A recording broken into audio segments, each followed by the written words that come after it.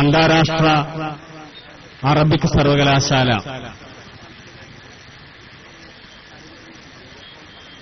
നമ്മുടെ സംസ്ഥാനത്തിന്റെ ഏറ്റവും വലിയ ഒരാവശ്യമാണ് എന്നതിൽ കേരളീയർക്കാർക്കും സംശയമുണ്ടാവുകയില്ല.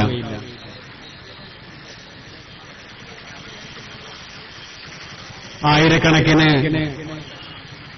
സർക്കാർ വിദ്യാലയങ്ങളിലും അതിലേറെ സ്വകാര്യ സ്ഥാപനങ്ങളിലും അധ്യയനം നിർവഹിക്കപ്പെടുന്ന സവിശേഷമായിട്ടുള്ളൊരു ഭാഷയാണ് അറബിക് ഭാഷ എന്നുള്ളത് കേരളീയരെ പരിചയപ്പെടുത്തേണ്ട കാര്യമില്ല.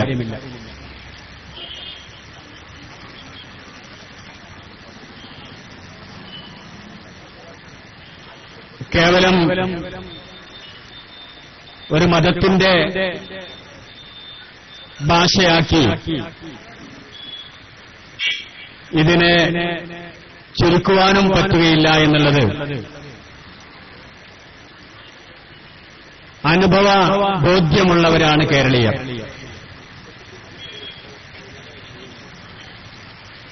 കേരളവും അറബ് നാടുമായുള്ള ബന്ധം സുപരിചിതമാണ്. അറബ് നാടുകളുമായുള്ള കേരളത്തിന്റെ ബന്ധം നൂറ്റാണ്ടുകളുടെ പഴക്കമുള്ളതുമാണ്.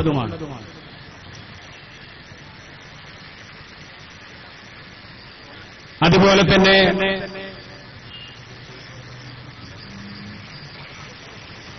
പ്രവാസികളായിട്ടുള്ള നമ്മുടെ സഹോദരങ്ങൾ, കേരളീയ സുഹൃത്തുക്കൾ മധ്യേഷ്യൻ രാജ്യങ്ങളിൽ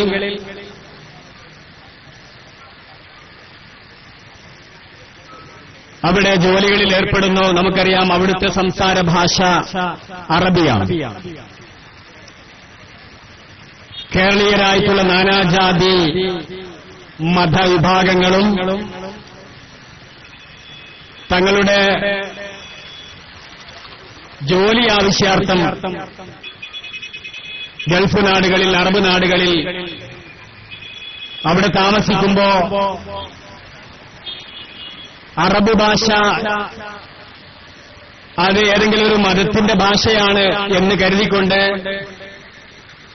അവിടെ മറ്റൊരു ഭാഷ സംസാരിക്കുന്നതായി കാണാൻ കഴിയുകയില്ല. സ്വാഭാവികമായും അവിടെ നിലനിന്നു പോകുന്നതിന് വേണ്ടി അറബ് ഭാഷ സംസാരിക്കുകയും കൂടുതൽ നൈപുണ്യം നേടേണ്ട ജോലികളിൽ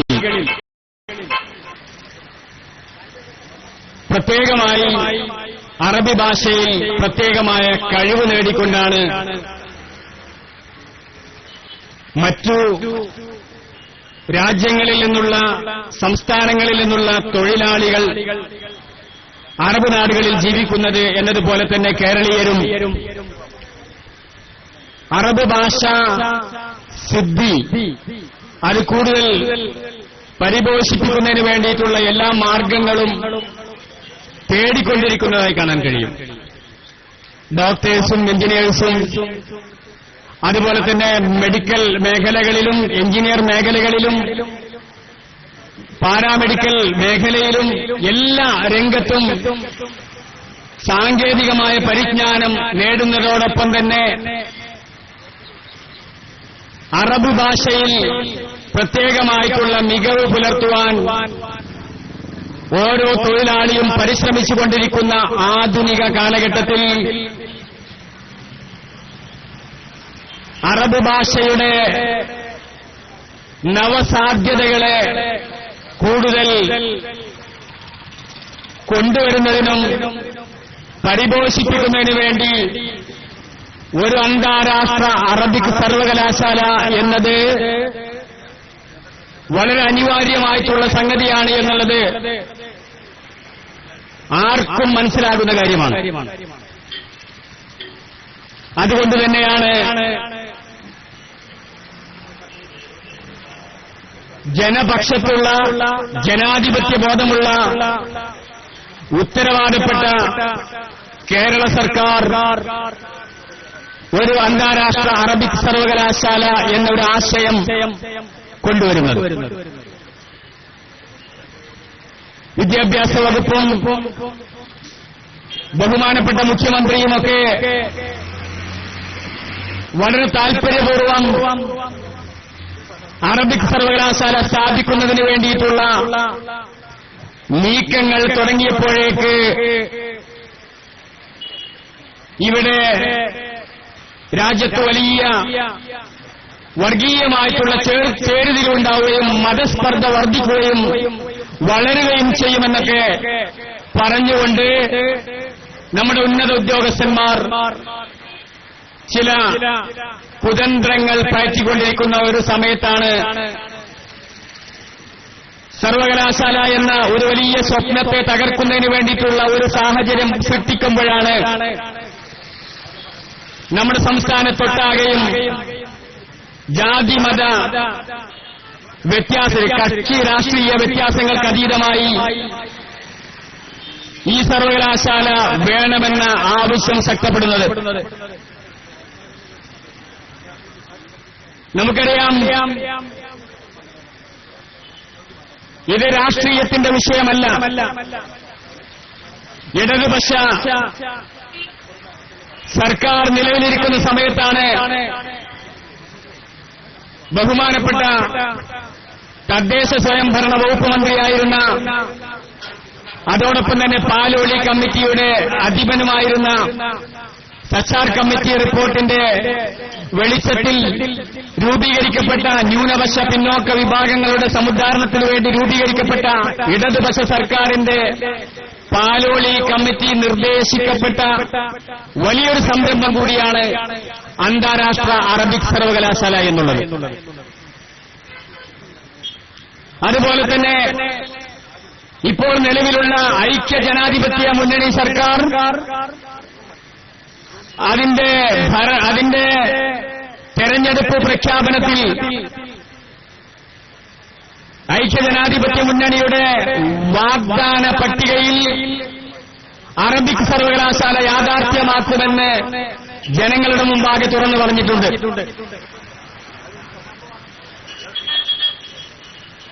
ഇത് രാഷ്ട്രീയത്തിന് അതീതമായിട്ടുള്ള വിഷയമാണ്.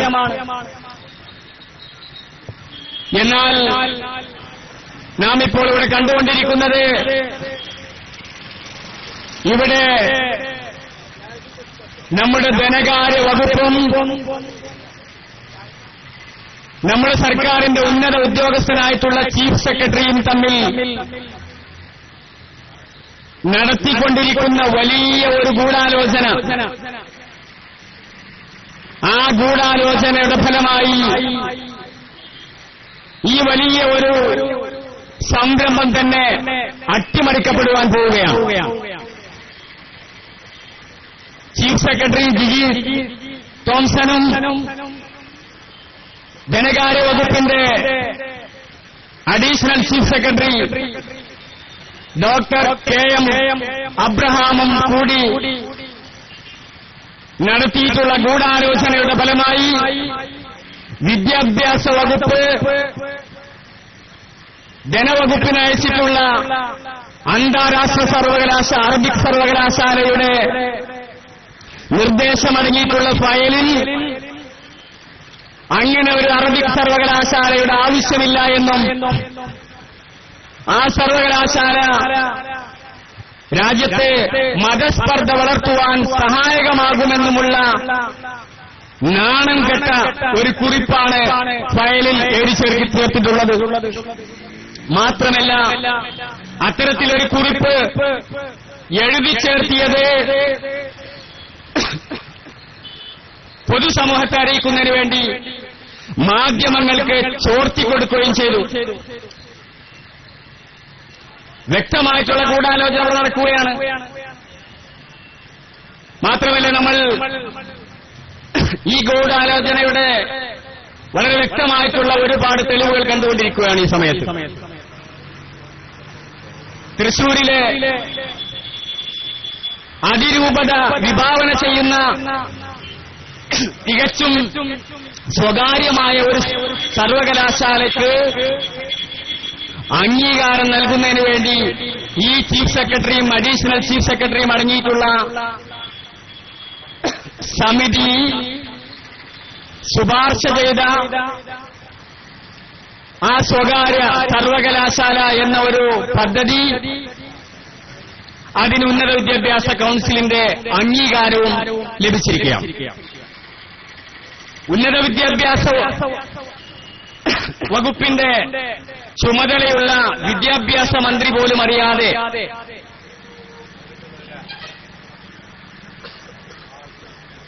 കേവലം നിക്ഷിപ്ത താൽപര്യത്തിൽ അധിഷ്ഠിതമായിട്ടുള്ള ഏതെങ്കിലും ചില പണക്കാർക്ക് പണം കൊഴുപ്പിക്കുന്നതിന് വേണ്ടി വിഭാവന ചെയ്തിട്ടുള്ള ഒരു സ്വകാര്യ സർവകലാശാല എന്ന ആശയത്തിലൂടെ ഒരു മഹത്തായിട്ടുള്ള അന്താരാഷ്ട്ര അറബിക് സർവകലാശാലയ്ക്ക് പാരപണിയുകയാണ് ചീഫ് സെക്രട്ടറി ചെയ്തുകൊണ്ടിരിക്കുന്നത്. മാത്രമല്ല, അദ്ദേഹത്തിന്റെ വർഗീയതയുടെ, അദ്ദേഹത്തിന്റെ സ്വജന പക്ഷപാതത്തിന്റെ വളരെ വ്യക്തമായിട്ടുള്ള സൂചനകൾ വന്നുകൊണ്ടിരിക്കുകയാണ്. ഈ അടുത്തിടെ ഇന്നലെ അദ്ദേഹം ഒരു സ്വകാര്യ ചാനലിന് അനുവദിച്ചിട്ടുള്ള അഭിമുഖത്തിൽ അദ്ദേഹത്തിന്റെ എല്ലാ അസഹിഷ്ണുതയും എല്ലാ മറകളും നീക്കി പുറത്ത് വെളിവാക്കപ്പെട്ടുകൊണ്ടിരിക്കുകയാണ്. അറബിക് സർവകലാശാല എന്നത് അനാവശ്യമായ ഒരു കാര്യമാണ്. ഏതുപോലെ സംസ്കൃത സർവകലാശാല വേണ്ടിയിരുന്നില്ല. രാജ്യത്തിന്റെ ഭരണഘടനയുടെ 5-ാം അനുച്ഛേദത്തിലെ ഭാഷകൾ നിർണയിച്ചതിൽ 22 ഭാഷകളിൽ ഒരിക്കലും അറബി ഭാഷയില്ല. അതുകൊണ്ട് അങ്ങനെ ഒരു അറബിക് സർവകലാശാല സ്ഥാപിക്കുവാൻ നിയമപരമായും സാങ്കേതികമായും സാധുതയില്ല എന്നും അത് അനാവശ്യമാണെന്നും ആണ് അദ്ദേഹം തട്ടിവിട്ടിരിക്കുന്നത്. നമുക്ക് പറയാനുള്ളത്, നമ്മുടെ രാജ്യം, നമ്മുടെ സംസ്ഥാനം ഭരിക്കുന്നത് മുഖ്യമന്ത്രി ശ്രീ ഉമ്മൻചാണ്ടിയാണോ അതോ കേവലം സിവിൽ സർവീസിലൂടെ തെരഞ്ഞെടുക്കപ്പെട്ട ജിജീസ് തോംസൺ ആണോ എന്നുള്ള ഒരു സംശയം ഇവിടെ ബാക്കി നിൽക്കുകയാണ്.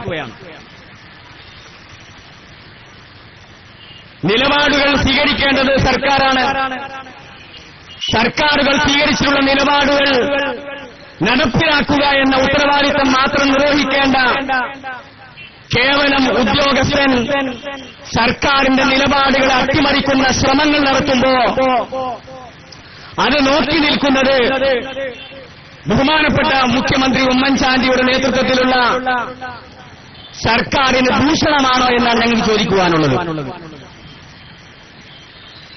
ഇത്രയും വഴിവിട്ട് അതിരുവിട്ട് സഞ്ചരിക്കുന്ന ചീഫ് സെക്രട്ടറിയുമായി ഈ സർക്കാർ മുന്നോട്ട് പോകുമ്പോ സ്വാഭാവികമായും ജനങ്ങൾ തെരഞ്ഞെടുത്തിട്ടുള്ള ഈ സർക്കാരിന് ചില ഉത്തരവാദിത്തങ്ങളുണ്ട്. ആ ഉത്തരവാദിത്തങ്ങൾ നിർവഹിക്കുന്നതിൽ നിന്നും സർക്കാർ മുന്നോട്ട് പോകുന്ന പക്ഷം സാമാന്യമായി ഞങ്ങൾക്ക് പറയുവാനുള്ളത് ശക്തമായിട്ടുള്ള ജനകീയമായ പ്രക്ഷോഭത്തെ നേരിടേണ്ടി വരും. യാതൊരു സംശയവുമില്ല. അവിടെ സ്ഥിരമായ വോട്ട് ബാങ്ക് ഞങ്ങൾക്കുണ്ട് എന്നൊന്നും അഹങ്കരിച്ചിട്ട് കാര്യം ഉണ്ടാവില്ല. ജനാധിപത്യ പ്രക്രിയയാണ് ഇവിടെ നടക്കുന്നത്. കഴിഞ്ഞ കാലങ്ങളിൽ നിരവധി പാഠങ്ങൾ ഉൾക്കൊണ്ടവരാണ് ഇവിടുത്തെ രാഷ്ട്രീയ പാർട്ടികൾ. ഇവിടുത്തെ മുന്നണികൾ ജനാധിപത്യ നേതാക്കൾ എന്നുള്ളത് ഓർമ്മപ്പെടുത്തേണ്ടി വരുന്നതിൽ ഖേദമുണ്ട്. നമുക്കറിയാം, ഒരു തദ്ദേശ സ്വയംഭരണ തെരഞ്ഞെടുപ്പിന്റെ പടിവാതിലിൽ നിൽക്കുന്ന ഈ സന്ദർഭത്തിൽ ജനകീയ പ്രക്ഷോഭത്തിന്റെ പ്രാധാന്യം ഒരിക്കലും പറഞ്ഞറിയിക്കേണ്ടതില്ല. ഈ വിഷയം നമുക്കറിയാം, ഇതൊരു മതകീയമായ വിഷയമല്ല. ചീഫ് സെക്രട്ടറി അങ്ങനെ അത് ആക്കാൻ നോക്കുന്നുണ്ടെങ്കിലും ഒരിക്കലും തന്നെ അദ്ദേഹത്തിന് തെറ്റുപറ്റിയെന്നല്ലാതെ അദ്ദേഹത്തെ സംബന്ധിച്ചിടത്തോളം നമുക്ക് ഖേദമാണുള്ളത്. നമ്മുടെ രാജ്യത്തിലെ സിവിൽ സർവീസ് നേടിയിട്ടുള്ള ഒരു ഉന്നത ഉദ്യോഗസ്ഥൻ, സംസ്ഥാനത്തിന്റെ ഏറ്റവും സമുന്നതനായ ഉദ്യോഗസ്ഥനെ അറബി ഭാഷയെക്കുറിച്ച് ഒന്നും അറിയില്ല. അദ്ദേഹം പറയുന്നത് അറബിക്കിന് അങ്ങനെ ഒരു സർവകലാശാല സ്ഥാപിക്കുകയാണെങ്കിൽ ഫ്രഞ്ചിനും ചൈനീസിനുമൊക്കെ ഭാഷകൾക്കൊക്കെ സർവകലാശാല സ്ഥാപിക്കേണ്ടതില്ലേ എന്നാണ്. ഇദ്ദേഹം ഏത് ദുനിയാവിൽ നിന്ന് ഇറങ്ങിയെന്നാണ് നമുക്ക് ചോദിക്കാനുള്ളത്. ഇദ്ദേഹം ഈ കേരളത്തിലല്ലേ? ഈ കേരളത്തിലെ ലക്ഷക്കണക്കായ വിദ്യാർത്ഥികൾ പഠിക്കുന്ന ഈ ഭാഷയും ഈ ഭാഷയുടെയും സംസ്കാരത്തിന്റെയും വിനിമയവും ഇദ്ദേഹം എന്തുകൊണ്ട് കാണുന്നില്ല? അതുപോലെ തന്നെ ലക്ഷക്കണക്കായിട്ടുള്ള പ്രവാസി മലയാളികളെ സംബന്ധിച്ച് ഇദ്ദേഹത്തിന് എന്തറിയും? നമുക്കറിയില്ല ചൈനയിൽ പോയിട്ട് അത്ര കൂടുതൽ മലയാളികൾ ജോലി ചെയ്യുന്നുണ്ട് എന്നുള്ളത്. സർവ്വസാധാരണമായി നമുക്കറിയാം, കേരളത്തിന്റെ എല്ലാ മുക്കുമൂലകളിലും നമ്മുടെ സാധാരണ തൊഴിലാളികൾ ഉൾപ്പെടെ,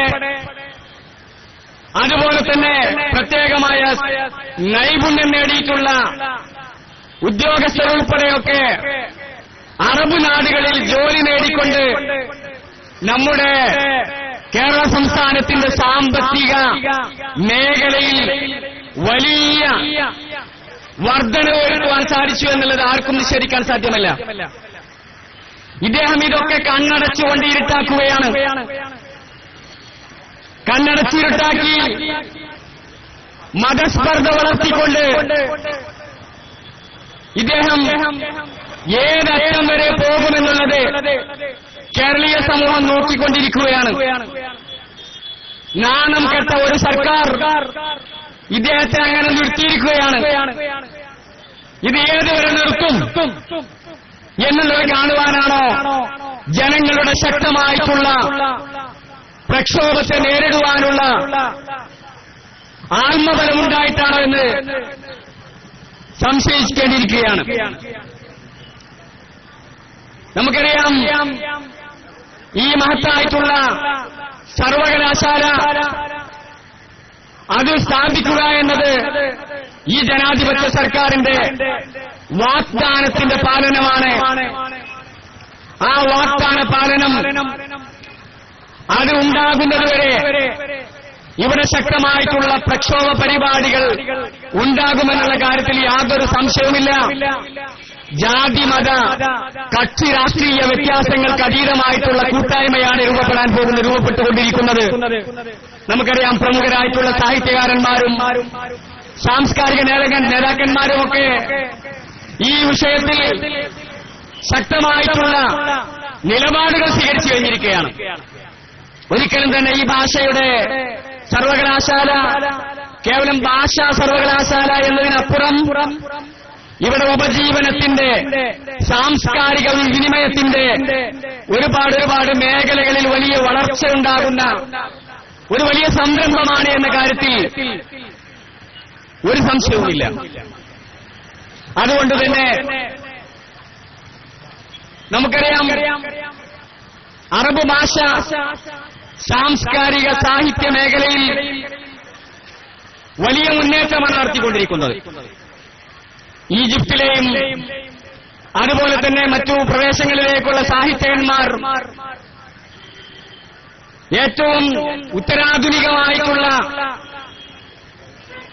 അവരുടെ സാഹിത്യ സൃഷ്ടികളിലൂടെ ലോകത്തിന്റെ വിവിധ ഭാഗങ്ങളിൽ വലിയ സാഹിത്യപരമായിട്ടുള്ള വിപ്ലവങ്ങൾ സൃഷ്ടിക്കുമ്പോ ആ വിപ്ലവങ്ങൾ കേരളീയ സമൂഹത്തിനും ലഭിക്കേണ്ടതുണ്ട്.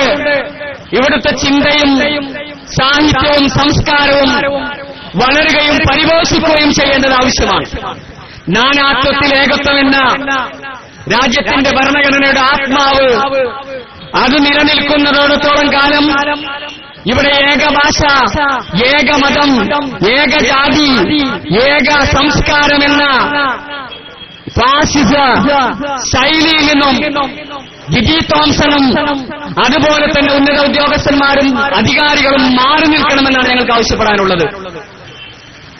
ഈ രാജ്യത്തിന്റെ പുരോഗതിക്ക് വേണ്ടി കേവലം 90 കോടി രൂപ ഈ വിഷയത്തിൽ ചെലവാകുമെന്ന് കുറിപ്പെഴുതിക്കൊണ്ട് അത് വലിയ ബാധ്യതയാണ് രാജ്യത്തിനുണ്ടാക്കുക എന്നൊക്കെ തട്ടിവിടുന്ന ഉദ്യോഗസ്ഥന്മാർ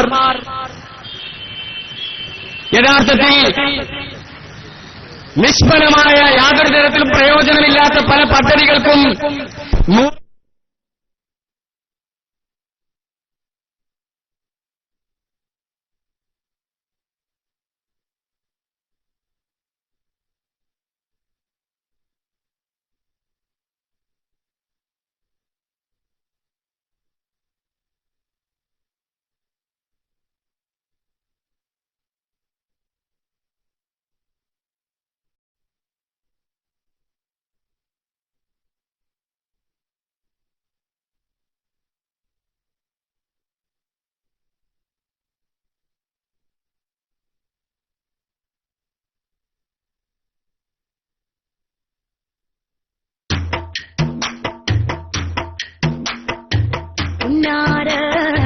നേതാക്കൾ ഞാൻ അവസാനിപ്പിക്കുകയാണ്. നിഷ്ഫലവും പ്രയോജനരഹിതവുമായിട്ടുള്ള ചില പദ്ധതികൾക്ക് കോടിക്കണക്കിന് രൂപ ചെലവഴിക്കപ്പെടുമ്പോൾ നമുക്കറിയാം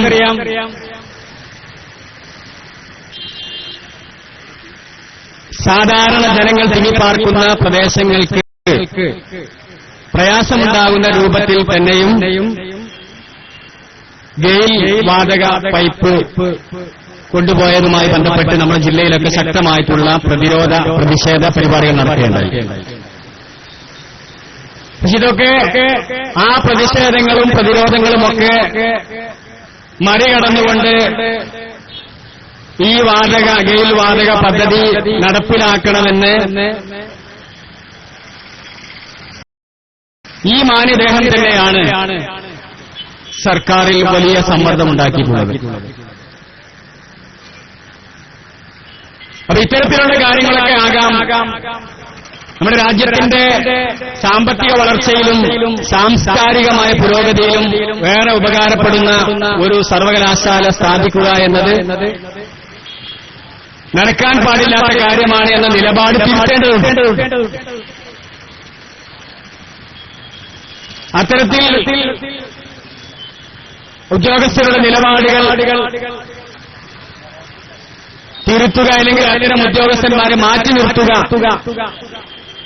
എന്ന ലക്ഷ്യവുമായി തന്നെയാണ് കേരളത്തിലെ സമുന്നതമായിട്ടുള്ള മത പണ്ഡിത സഭ സമസ്ത കേരള ജമിയത്തുൽ ഉലമ അതിന്റെ ആധികാരികമായ വിദ്യാർത്ഥി പ്രസ്ഥാനം SKSSF ഈ സമരം ഏറ്റെടുത്തിട്ടുള്ളത്. തീർച്ചയായിട്ടും മറ്റു പല സമരങ്ങളും ഏറ്റെടുത്ത് വിജയം കണ്ടതുപോലെ തന്നെ ഈ സമരത്തിലും വിജയം കാണുമെന്നുള്ള പ്രതീക്ഷയിൽ തന്നെയാണ് ഇതുമായി മുന്നോട്ട് പോകുന്നത്. അതുകൊണ്ട് ഈ സമരപരിപാടികളിൽ കേരളീയ സമൂഹത്തിന്റെ ആകമാനമുള്ള ഐക്യദാർഢ്യം അത് പ്രതീക്ഷിച്ചുകൊണ്ട് മുന്നേറുമ്പോ സ്വാഭാവികമായിട്ടും ഈ അധികാരികളായി മുട്ടുമടക്കേണ്ടി വരുമെന്നുള്ള പ്രതീക്ഷയിൽ തന്നെയാണ് ഭാഷാസ്നേഹികളും ഇവിടുത്തെ പൈതൃകത്തെയും സംസ്കാരത്തെയും സ്നേഹിക്കുന്നതുമായ ആളുകൾ ഇപ്പോൾ ഉള്ളത്. ഇന്ന് ബഹുമാനപ്പെട്ട മുഖ്യമന്ത്രിക്ക് ഈ അറബിക് സർവകലാശാല യാഥാർത്ഥ്യമാക്കണമെന്ന് ആവശ്യപ്പെട്ടുകൊണ്ട് ലക്ഷക്കണക്കായിട്ടുള്ള ഇമെയിൽ സന്ദേശങ്ങളാണ് നൽകിക്കൊണ്ടിരിക്കുന്നത്. ഒരു പത്ര സുഹൃത്ത് പറഞ്ഞത് മുഖ്യമന്ത്രിയുടെ ഇമെയിൽ സംവിധാനത്തിൽ വലിയ തകരാർ സംഭവിച്ചിരിക്കുന്നു. അതുകൊണ്ട് ഒരു ഉദ്യോഗസ്ഥനെ കിട്ടിയിട്ടുള്ള മുഴുവൻ ഇമെയിലുകളും ഡിലീറ്റ് ചെയ്യുവാൻ വേണ്ടി ഇന്ന് രാവിലെ മുതൽ നിയോഗിച്ചിരിക്കുന്നു എന്നുള്ളൊരു വിവരമാണ് ലഭിച്ചിട്ടുള്ളത്. നമുക്കറിയാം, ഇതൊരു തുടക്കം മാത്രമാണ്.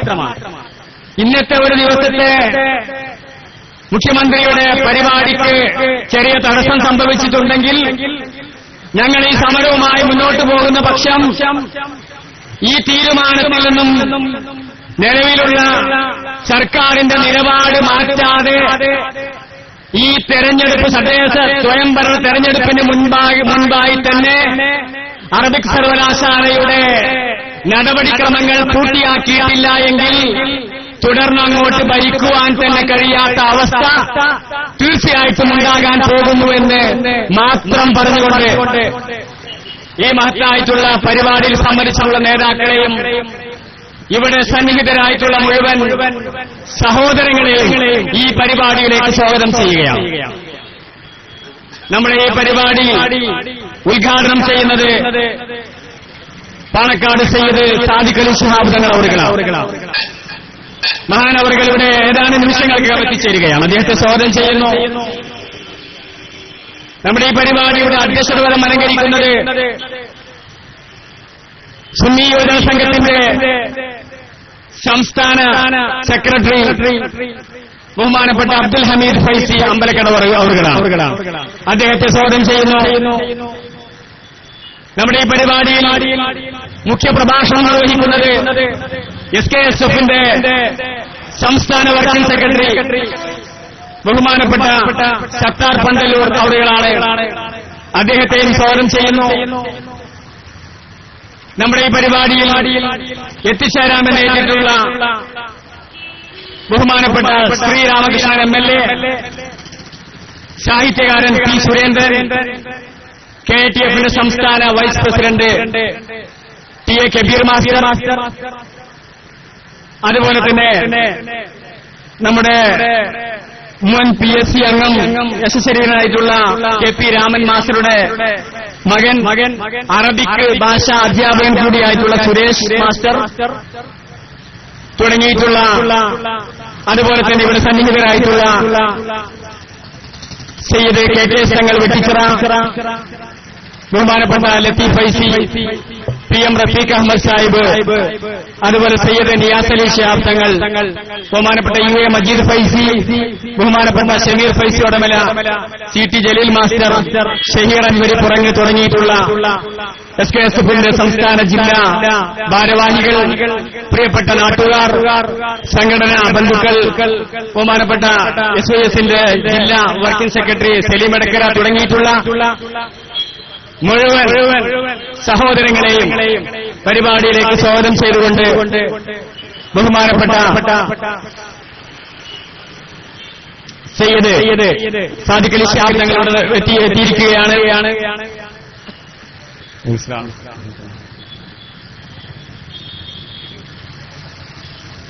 ഈ പരിപാടിയുടെ അധ്യക്ഷത വരവേൽക്കുന്നതിന് വേണ്ടി ബഹുമാനപ്പെട്ട അമീർ ഫൈസി അവരോട് അഭ്യർത്ഥിക്കുകയാണ്.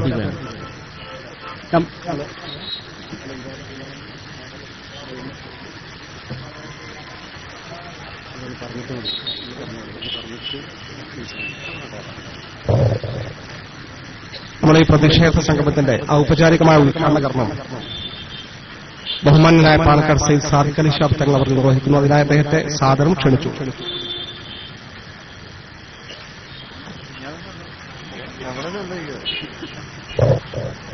അസ്സലാമു അലൈക്കും വറഹ്മത്തുള്ളാഹി വബറകാതുഹു. എല്ലാവർക്കും എന്റെ വിനീതമായ നമസ്കാരം. ബിസ്മില്ലാഹിർ റഹ്മാനിർ റഹീം. അൽഹംദുലില്ലാഹി റബ്ബിൽ ആലമീൻ. അഭിനന്ദനായ അധ്യക്ഷൻ അബ്ദുൽ ഹമീദ് ഫൈസി അമ്പലക്കടവ് അവരുടെ, പ്രിയപ്പെട്ട കെ തങ്ങൾ, സലീം ഇടക്കര, സത്താർ,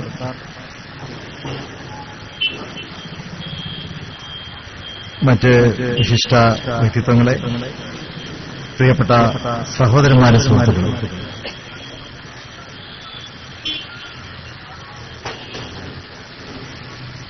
SKSF ജില്ലാ കമ്മിറ്റി ഇന്നിവിടെ സംഘടിപ്പിച്ചിട്ടുള്ള പ്രത്യേക ജാഗരണ സദസ്സ് വർത്തമാനകാല സമൂഹത്തിലേറെ ചർച്ച ചെയ്യപ്പെടുന്ന ഒരു വിഷയത്തെ ആസ്പദമാക്കിയുള്ളതാണ്. അറബിക് സർവകലാശാല എന്ന ആവശ്യം നടപ്പാക്കണമെന്നുള്ള ഉദ്ദേശത്തോടെ SKSF നടത്തുന്ന ഈ സംഘം സമയോചിതമായി എന്ന് അഭിപ്രായപ്പെടുകയാണ്. SKSF മാത്രമല്ല, ഭാഷാസ്നേഹികളായ എല്ലാവരും ഈ ഒരു ആവശ്യം കേരളത്തില് അറബി ഭാഷ അധികരിച്ച് പഠനം നടത്തുന്ന അറബിക് സർവകലാശാല യാഥാർത്ഥ്യമാക്കണം എന്ന ആവശ്യം എല്ലാവരും ഉന്നയിക്കുകയാണ്. ഇതൊരു പ്രത്യേക സമുദായത്തിന്റെയോ പ്രത്യേക മതത്തിന്റെയോ ആവശ്യമായി ആരും കാണേണ്ടതില്ല. കേരളം എന്ന സംസ്ഥാനം വിദ്യാഭ്യാസപരമായും ശാസ്ത്രപരമായും സാമൂഹ്യമായും ഒക്കെ ഉയർന്നു ചിന്തിക്കുന്ന ഒരു സമൂഹമാണ് ഇവിടെ ജീവിക്കുന്നത് എന്നാണല്ലോ നമ്മളൊക്കെ മനസ്സിലാക്കുന്നത്. കേരളത്തിലെ ദേശീയ ശരാശരിയുമായി താരതമ്യം ചെയ്യുമ്പോൾ വിദ്യാഭ്യാസപരമായിട്ടുള്ള ഉയർച്ച ഏറെ ശ്രദ്ധിക്കപ്പെടുന്ന ഒന്നാണ്. വിദ്യാഭ്യാസവും ഗവേഷണവും ശാസ്ത്ര താൽപര്യവും ടെക്നോളജിയോടുള്ള ആഭിമുഖ്യവും ഇവയൊക്കെ ഹൃദയത്തിൽ കൊണ്ടു നടക്കുന്ന ഒരു യുവജന വിഭാഗമാണ് കേരളത്തെ സംബന്ധിച്ചിടത്തോളമുള്ളത്. ലോകത്തെവിടെ അറിവ് നേടാനുള്ള സംവിധാനമുണ്ടോ അവിടേക്കൊക്കെ എന്ത് പ്രതിസന്ധികളെ തരണം ചെയ്തിട്ടാണെങ്കിലും അവിടേക്ക് ഓടിയെത്തി പഠനം നടത്തുവാൻ ഉള്ള ആർജവം കേരളത്തിലെ യുവാക്കൾ കാണിക്കാറുണ്ട്. പ്രത്യേകിച്ച് മലബാറിലെ യുവാക്കൾ, മലബാറിലെ ആൺകുട്ടികളും പെൺകുട്ടികളും ഒക്കെ തന്നെ ഇന്ത്യയിൽ തന്നെ എവിടെയാണോ ഉന്നത വിദ്യാഭ്യാസമുള്ളത് അത് നേടുന്നതിന് വേണ്ടി അവിടെ ചെല്ലാറുണ്ട്. ഇന്ത്യക്ക് പുറത്ത് ഏത് രാജ്യത്താണോ നിലവാരമുള്ള വിദ്യാഭ്യാസമുള്ളത്, ഗവേഷണ സൗകര്യങ്ങളുള്ളത്, അത് യൂറോപ്പിലായാലും അമേരിക്കയിലായാലും ജപ്പാനിലായാലും ഓസ്ട്രേലിയയിലായാലും അതൊക്കെ പ്രയോജനപ്പെടുത്താൻ മലബാറിലെ വിദ്യാർത്ഥിനികൾ തയ്യാറാകുന്ന ഒരു കാഴ്ചയാണ് നമുക്ക് കാണുവാൻ കഴിയുന്നത്. അത് അവരുടെ കയ്യിൽ പണമുണ്ടായിട്ടല്ല, അല്ലെങ്കിൽ പണക്കാരുടെ മക്കളായിട്ടുമല്ല, മറിച്ച് ആ സൗകര്യം അവർ പ്രയോജനപ്പെടുത്തുന്നത് സ്കോളർഷിപ്പുകളും സ്റ്റൈപ്പൻഡുകളുമൊക്കെ പ്രയോജനപ്പെടുത്തിയിട്ടാണ്. അത്രയും വിദ്യാഭ്യാസത്തെ സ്നേഹിക്കുന്ന ഒരു തലമുറയായി കേരളത്തിലെ യുവതലമുറയെ നമുക്ക് ചൂണ്ടിക്കാണിക്കുവാൻ കഴിയും. നമ്മുടെ സാംസ്കാരികമായിട്ടുള്ള ചരിത്രവും തന്നെയാണല്ലോ സൂചിപ്പിക്കുന്നത്. ഇന്ത്യയിൽ ഏറ്റവും കൂടുതൽ സാക്ഷരതാ നിലവാരമുള്ള സംസ്ഥാനത്ത് ഇവിടെ വിദ്യാലയങ്ങളിൽ അല്ലെങ്കിൽ വിദ്യാലയങ്ങളിൽ വേണ്ടത്ര ഇനിയും ആവശ്യത്തിന് ഇവിടെ ഇല്ല എന്നുള്ള പരാതിയാണ്. ഓരോ വർഷവും പഠിക്കുന്ന കുട്ടികളുടെ എണ്ണം കൂടിക്കൊണ്ടിരിക്കുന്നു. SLC പാസ്സാകുന്നവരുടെ എണ്ണം കൂടിക്കൊണ്ടിരിക്കുന്നു. +2 പാസ്സാകുന്നവരുടെ എണ്ണം കൂടിക്കൊണ്ടിരിക്കുന്നു. അവർക്ക് ബാച്ച് നൽകാനോ ക്ലാസുകൾ കൊടുക്കുന്നതിനോ പോലും ഗവൺമെന്റ് ബുദ്ധിമുട്ടുന്ന സാഹചര്യം. അതൊക്കെ തന്നെ സൂചിപ്പിക്കുന്നത് അറിവിന് വേണ്ടിയുള്ള അഭിവാഞ്ച കേരളത്തെ സംബന്ധിച്ചിടത്തോളം അതാർക്കും തന്നെ കാണാതിരിക്കാൻ സാധ്യമല്ല. കേരളത്തിൽ നിലവിലുള്ള യൂണിവേഴ്സിറ്റികൾ കാലിക്കറ്റ് യൂണിവേഴ്സിറ്റി ഉണ്ട്, കേരള യൂണിവേഴ്സിറ്റി ഉണ്ട്, മഹാത്മാഗാന്ധി യൂണിവേഴ്സിറ്റി ഉണ്ട്, കാർഷിക സർവകലാശാല, ടെക്നിക്കൽ യൂണിവേഴ്സിറ്റി ഉണ്ട്, NIT ഉണ്ട്, IIM അതിന്റെ കോഴ്സുകളുണ്ട്. എന്നാൽ ഇവയിലൊക്കെ തന്നെ അതിലൊക്കെ നിറഞ്ഞ വിദ്യാർത്ഥികളുടെ സാന്നിധ്യം നമുക്ക് കാണുവാൻ സാധിക്കും. ഇനിയും സർവകലാശാലകൾ വേണം എന്ന് തന്നെയാണ് എല്ലാവരുടെയും ആവശ്യം. ആ ആവശ്യത്തിന്റെ ഭാഗമായിട്ട് തന്നെയാണ് അറബിക് സർവകലാശാലയും വേണം എന്നുള്ള ആവശ്യം ഉയരുന്നു. ഒരു അറബി ഭാഷ, അറബി സർവകലാശാല വേണം എന്നുള്ള ആവശ്യം അത് അറബി ഭാഷയുടെ വൈപുല്യമാണ്. അറബി ഭാഷ എന്നത് അത് ലോകമെമ്പാടും ഉപയോഗിക്കപ്പെടുന്ന ഒരു ഭാഷയാണ്. അത് അറബ് രാജ്യങ്ങളിൽ മാത്രം ഉപയോഗിക്കപ്പെടുന്ന ഭാഷയല്ല.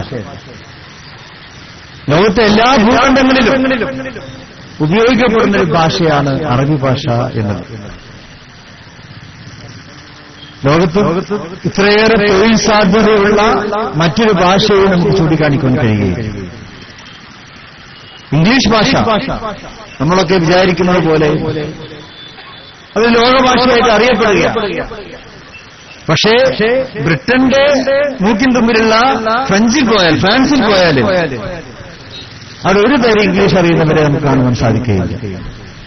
ജർമ്മനിയിൽ പോയാലും അവിടെ ഇംഗ്ലീഷ് സംസാരിക്കുന്നവരെ നമുക്ക് കാണുവാൻ കഴിയുകയില്ല. സ്പെയിനിൽ പോയാൽ കാണുകയില്ല. ഇപ്പൊ ബ്രിട്ടന്റെ തൊട്ടടുത്ത അയൽരാജ്യങ്ങളാണതൊക്കെ. അതേസമയത്ത് ബ്രിട്ടന്റെ ഭാഷയായ ഇംഗ്ലീഷ് ലോകഭാഷയായ തൊട്ട അയൽരാജ്യങ്ങളിൽ പോലും അന്യമായ ഭാഷ. യൂറോപ്പിന്റെ തൊട്ടടുത്താണല്ലോ റഷ്യ സ്ഥിതി ചെയ്യുന്നത്. റഷ്യയിൽ പോയാൽ ആർക്കെങ്കിലും അവിടെ ഇംഗ്ലീഷ് അറിയാൻ സാധിക്കും. ഇപ്പോ ലോകത്ത് ടെക്നോളജിക്കലായി ഏറ്റവും ഉയർന്നു നിൽക്കുന്ന ഒരു രാജ്യമാണ് ജപ്പാൻ. ജപ്പാനിൽ ഇംഗ്ലീഷിന് വല്ല സ്ഥാനവുമുണ്ട്. അതേ അവസരത്തിൽ ആ രാജ്യങ്ങളിലൊക്കെ തന്നെ അറബി പഠിക്കുന്നതിനുള്ള സംവിധാനങ്ങളുണ്ട്. അവരൊന്നും തന്നെ അറബിയെ തള്ളി പറയുന്നില്ല. ഫ്രഞ്ചുകാർക്ക് ഇംഗ്ലീഷിനെ വെറുപ്പാണ്, ജർമ്മൻകാർക്ക് ഇംഗ്ലീഷിനെ വെറുപ്പാണ്. ചരിത്രപരമായിട്ടുള്ള കാരണങ്ങളുണ്ടാവും. എന്നാൽ അവിടെ നിന്നുള്ള സാങ്കേതിക വിദഗ്ധന്മാര് ഇംഗ്ലീഷിനേക്കാളേറെ ഇന്ന് പഠിക്കാൻ താല്പര്യപ്പെടുന്നത് അറബിയെയാണ്. അറബ് രാജ്യങ്ങളിൽ ജപ്പാനിൽ നിന്നുള്ള ഉദ്യോഗാർത്ഥികൾ നമുക്ക് കാണാൻ കഴിയും. അവര് ദ്വിഭാഷികളെ വെച്ചുകൊണ്ടാണ് അവരവിടെ സേവനമനുഷ്ഠിക്കുന്നത്. സ്വന്തമായി അറബി പഠിക്കാൻ അവർ തയ്യാറാകുന്നു. അതിന് കഴിയാത്തവർ ദ്വിഭാഷികളെ വെച്ചുകൊണ്ടാണ് അവിടുത്തെ ബിസിനസ്സും മറ്റവരുടെ കാര്യങ്ങളുമൊക്കെ കൈകാര്യം ചെയ്തുകൊണ്ടിരിക്കുന്നത്. അപ്പൊ ലോകമെമ്പാടുമുള്ള ബിസിനസ് ഭാഷയായി അറബി ഭാഷ മാറുമ്പോൾ അതിനെ കേവലം ഒരു മതഭാഷയായിട്ടോ ഒരു വിഭാഗത്തിന്റെ ചെറിയൊരു ശതമാനം മാത്രം സംസാരിക്കുന്ന ഭാഷയായിട്ടോ കാണുന്നത് അപമാനകരമാണ്. അതൊരു പുതിയ കാലഘട്ടത്തിൽ ഒരിക്കലും തന്നെ അംഗീകരിക്കാൻ പറ്റാത്ത ഒന്നാണ്. പ്രത്യേകിച്ച് കേരളത്തെ പോലെയുള്ള ഒരു സംസ്ഥാനത്ത് അറിവെ പോലെയുള്ള ഒരു ഭാഷ അത് ഇവിടെ ഒരുപക്ഷെ ഇംഗ്ലീഷിനേക്കാൾ ഏറെ പ്രാധാന്യത്തോടെ പഠിപ്പിക്കപ്പെടേണ്ടതാണ് എന്നാണ് നമ്മൾ കാര്യങ്ങൾ വിലയിരുത്തുമ്പോൾ നമുക്ക് മനസ്സിലാക്കുവാൻ കഴിയുന്ന ഒരു കാര്യം. കാരണം കേരളീയര് ലോകമെമ്പാടും സഞ്ചരിക്കുന്നവരാണ്. തൊഴിൽ തേടി ലോകത്തിന്റെ നാനാഭാഗങ്ങളിലേക്ക് എത്തുന്നവരാണ്. പ്രത്യേകിച്ച് അവര് അറബ് രാജ്യങ്ങളിലേക്ക് കുടിയേറുന്നു, അറബ് രാജ്യങ്ങളിലേക്ക് ചേക്കേറുന്നു. അറബ് രാജ്യങ്ങളിൽ നല്ല തൊഴിലവസരങ്ങൾ അവർക്ക് ലഭിക്കുന്നു. അറബികളാകട്ടെ ഇന്ത്യക്കാരെ വളരെ സ്നേഹത്തോടെയും ബഹുമാനത്തോടെയും സ്വീകരിക്കുന്നവരാണ്. ഏത് അറബ് ഭരണാധികാരിയും ഇന്ത്യക്കാരെ സ്നേഹിക്കുന്നു, ഇന്ത്യൻ തൊഴിലാളികളെ സ്നേഹിക്കുന്നു. പ്രത്യേകിച്ച് കേരളീയ തൊഴിലാളികളെ വളരെയേറെ സ്നേഹിക്കുന്നു. കേരളത്തിൽ മലയാളികൾ നാട്ടിൽ മടിയന്മാരാണെങ്കിലും പുറത്ത് അവർ കൃത്യനിഷ്ഠയുള്ളവരായിട്ടാണ് അറിയപ്പെടുന്നത്. ഓരോ കമ്പനിയും അവരെ ജോലിക്കാരായി ചേർക്കാൻ ബംഗാളികളെക്കാളോ പാകിസ്ഥാൻകാരെക്കാളോ നേപ്പാളികളെക്കാളോ കൂടുതലായി മലയാളികളെ ജോലിക്ക് വെക്കുവാനാണ് അറബ് രാജ്യങ്ങളിലെ കമ്പനികളും തൊഴിലുടമകളും ഒക്കെ തയ്യാറാക്കുക. ഇത്രമാത്രം തൊഴിലവസരങ്ങൾ മലയാളികളെ തേടിയെത്തുമ്പോൾ അവർക്ക് വഴി സുഗമമാക്കുന്നതിന് വേണ്ടി അറബ് പഠിക്കുവാനുള്ള സൗകര്യങ്ങൾ ഒരുക്കിക്കൊടുക്കേണ്ടത് ഏതൊരു ഗവൺമെന്റിന്റെയും ചുമതലയാണ്. ഗവൺമെന്റിന്റെ ആ ചുമതലയിൽ നിന്നും പിന്മാറാൻ സാധ്യമല്ല. പഠിക്കാൻ ഉള്ള പ്രചോദനം, പഠിക്കാനുള്ള തയ്യാറെടുപ്പ്, പഠിക്കാനുള്ള ആവശ്യം ഉയർന്നു വരുമ്പോൾ അതിന് സാഹചര്യം ഒരുക്കിക്കൊടുക്കേണ്ടത് ഗവൺമെന്റിന്റെ ചുമതലയാണ്. അതിനെ മറ്റേതെങ്കിലും തരത്തിൽ കാണുന്നത് ഒട്ടും തന്നെ ശരിയല്ല. ഭാഷാ പഠനം വർഗീയ പ്രീണനമാണ് എന്ന ഒരുതരം ഉട്ടോപ്യൻ നയം അത് ഒരിക്കലും തന്നെ ഭൂഷണമല്ല. അതൊരു ഗീബൽസിയൻ സിദ്ധാന്തത്തെ നടപ്പാക്കാനുള്ള ചിലരുടെ ശ്രമങ്ങളെ അംഗീകരിക്കുവാൻ ബുദ്ധിയുള്ള ആർക്കും തന്നെ സാധിക്കുകയില്ല എന്നാണ് നമുക്ക് പറയുവാൻ. ഒരു കാര്യം കുറെ തവണ ആവർത്തിച്ചാൽ സത്യമാകും എന്നുള്ള ആ ഗീബൽസിയൻ സിദ്ധാന്തം നടപ്പാക്കാനാണ് ചിലർ ശ്രമിക്കുന്നത്. അറബി ഭാഷ പഠിക്കുമ്പോൾ അത് വർഗീയതക്ക് കാരണമാകും എന്നുള്ള കണ്ടെത്തലുകൾ ഒരിക്കലും തന്നെ അത് അംഗീകരിക്കാവുന്നതല്ല. കേരളത്തിലെ അറബി ഭാഷയ്ക്ക് വേണ്ടി സമരം ചെയ്ത് അതിനുവേണ്ടി രക്തസാക്ഷിത്വം വരിച്ച ഒരു പാരമ്പര്യമാണ് കേരളത്തിലെ യുവജന സമൂഹത്തിനുള്ളത്. പതിറ്റാണ്ടുകൾക്ക് മുമ്പ് കേരളത്തിലെ സ്കൂളുകളിൽ പോലും അറബി ഭാഷ, അതായത് നിലവിലുള്ള സംവിധാനത്തെ പോലും തകിടം മറിക്കാൻ അന്നത്തെ ഗവൺമെന്റ് ശ്രമിച്ചപ്പോൾ അതിനെതിരെ ശക്തമായി ചെറുത്തുനിന്ന ചരിത്രമാണ് കേരളത്തിലെ യുവജന സമൂഹത്തെ സംബന്ധിച്ചിടത്തോളം. ഇവിടെ ഞങ്ങൾക്ക് ആവശ്യപ്പെടുവാനുള്ളത് ഈ ആവശ്യം അംഗീകരിക്കുക. ഇതിനെ ഏതെങ്കിലും ഒരു മതവിഭാഗത്തിന് മാത്രം ആവശ്യമായി കാണേണ്ടതില്ല. അറബി പഠിക്കേണ്ടത്, ഞാൻ പറഞ്ഞല്ലോ, ജപ്പാൻകാർ അറബി പഠിക്കുന്നു, വേറെ മുസ്ലിങ്ങളായിട്ടല്ലല്ലോ. ചൈനക്കാർ അറബി പഠിക്കുന്നുണ്ട്, മുസ്ലിങ്ങളായിട്ടല്ല. യൂറോപ്യൻ രാജ്യക്കാർ അറബി പഠിക്കുന്നു, മുസ്ലിങ്ങളായിട്ടല്ല. ഇപ്പൊ ലോകത്ത് പുതിയ കാലഘട്ടത്തിൽ ടെക്നോളജിയും ബിസിനസ്സും ഒക്കെ വളർന്നു വരുമ്പോൾ അതിലേക്ക് ആവശ്യമായിട്ടുള്ള മീഡിയം, അതിനെ ഏറ്റവും സഹായകരമായിട്ടുള്ള മീഡിയമായി അറബിക് ഭാഷ മാറിക്കൊണ്ടിരിക്കുമ്പോൾ, വളർന്നുകൊണ്ടിരിക്കുമ്പോൾ അതിനെ പഠിക്കുക എന്നുള്ള കാലഘട്ടത്തിന്റെ ആവശ്യത്തിനെതിരെ മുഖം തിരിക്കാൻ ഒരു സർക്കാരിനും സാധ്യമല്ല എന്നാണ് നമുക്ക് ഓർമ്മപ്പെടുത്തുവാനുള്ളത്. അതിനെ എന്തെങ്കിലും പ്രസ്താവന നടത്തിയോ അല്ലെങ്കിൽ എന്തെങ്കിലുമൊക്കെ തുറപ്പിച്ചിട്ട് ഇറക്കിയോ അതിനെ തടസ്സപ്പെടുത്താൻ ആരും തയ്യാറാകില്ല. പ്രത്യേകിച്ച് കേരളത്തിലെ ചീഫ് സെക്രട്ടറി നടത്തിയ അഭിപ്രായ പ്രകടനങ്ങൾ തീർത്തും അസ്ഥാനത്താണ്. ചീഫ് സെക്രട്ടറി ഗവൺമെന്റിന്റെ സെക്രട്ടറിയാണ്, മുഖ്യമന്ത്രിയുടെ സെക്രട്ടറിയാണ്, ചീഫ് സെക്രട്ടറിയാണ്. പക്ഷെ അദ്ദേഹം മന്ത്രിസഭയുടെ മുഖ്യമന്ത്രിയുടെയൊക്കെ മാസ്റ്റർ സെക്രട്ടറി ആവാൻ ശ്രമിക്കേണ്ടതില്ല എന്നാണ് നമുക്ക് പറയാനുള്ളത്. ഇവിടെ ജനാധിപത്യ സംവിധാനത്തിൽ തീരുമാനങ്ങൾ എടുക്കേണ്ടത് ജനാധിപത്യ പാർട്ടികളാണ്, രാഷ്ട്രീയ പാർട്ടികളാണ്, ഭരണകക്ഷികളാണ്. ജനാധിപത്യ സംവിധാനത്തിൽ തീരുമാനങ്ങൾ എടുക്കുവാനുള്ള ചുമതലയുള്ളത്. അവരെടുക്കുന്ന തീരുമാനങ്ങളെ സുഗമമായി നടപ്പാക്കുക എന്നത് മാത്രമാണ് എക്സിക്യൂട്ടീവിന്റെ ചുമതല. എക്സിക്യൂട്ടീവ് ആ ചുമതല നിർവഹിച്ചാൽ മതി. അതല്ലാതെ അവർ സൂപ്പർ പവറായി ഇവിടെ വരേണ്ടതില്ല എന്നാണ് ഞങ്ങൾക്ക് പറയുവാനുള്ളത്. ഞാൻ ദീർഘിക്കുന്നില്ല. അറബിക് സർവകലാശാല എന്നുള്ള കാലഘട്ടത്തിന്റെ ഈ ആവശ്യത്തെ ഗവൺമെന്റ് എത്രയും പെട്ടെന്ന് നടപ്പാക്കണം എന്ന് തന്നെയാണ് ഞങ്ങൾക്ക് ആവശ്യപ്പെടാനുള്ളത്. പുതിയ തലമുറ പഠിക്കാൻ തയ്യാറാകുമ്പോൾ, അതുപോലെ തന്നെ ലോകത്തെ അനേകം തൊഴിലവസരങ്ങൾ അറബി ഭാഷയെ ആസ്പദമാക്കി വളർന്നുകൊണ്ടിരിക്കുമ്പോൾ ആ തൊഴിലവസരങ്ങളിലേക്ക് ജാതിമത ഭേദമന്യേ മലയാളികൾക്കും അവസരമുണ്ടാക്കി കൊടുക്കുവാനുള്ള അവസരമായി ഈ അറബിക് സർവകലാശാല സ്ഥാപിക്കുക വഴി നമുക്ക് സാധിക്കും.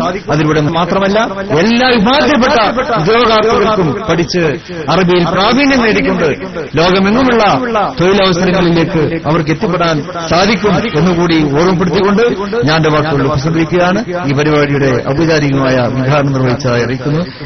അൽഹംദുലില്ലാഹി റബ്ബിൽ ആലമീൻ. അസ്സലാമു അലൈക്കും.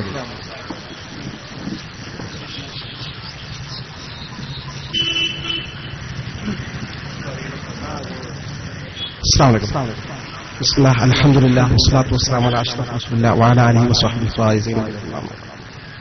ആദരണീയനായ തങ്ങളവർകളെ, SKSSFന്റെ മലപ്പുറം ജില്ലാ കമ്മിറ്റി ഭാരവാഹികളെ,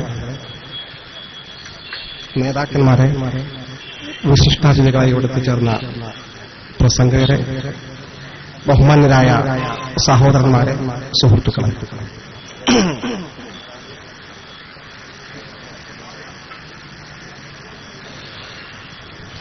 കേരളത്തിൽ ഒരു അറബിക് സർവകലാശാല രൂപീകരണം നടക്കാൻ പോകുന്ന പ്രാഥമികമായ നടപടിക്രമങ്ങളൊക്കെ പൂർത്തിയാക്കി അതിന്റെ ഫയലുകൾ അന്തിമഘട്ടത്തിലെത്തി ക്യാബിനറ്റ് വെക്കേണ്ട ഒരു സാഹചര്യം വരുന്ന സമയത്ത് ഇവിടെ സൂചിപ്പിക്കപ്പെട്ടതുപോലെ വിവാദപരമായ ചില പരാമർശങ്ങളും ഒരിക്കലും പുറത്ത് പ്രതികരിക്കാൻ പാടില്ലാത്ത ആളുകൾ ഇതിനെതിരെ പുറത്ത് പ്രതികരിച്ചുകൊണ്ട് ഇത് മുടക്കാൻ ശ്രമം നടത്തുകയും ചെയ്തുകൊണ്ടിരിക്കുന്ന പശ്ചാത്തലത്തിൽ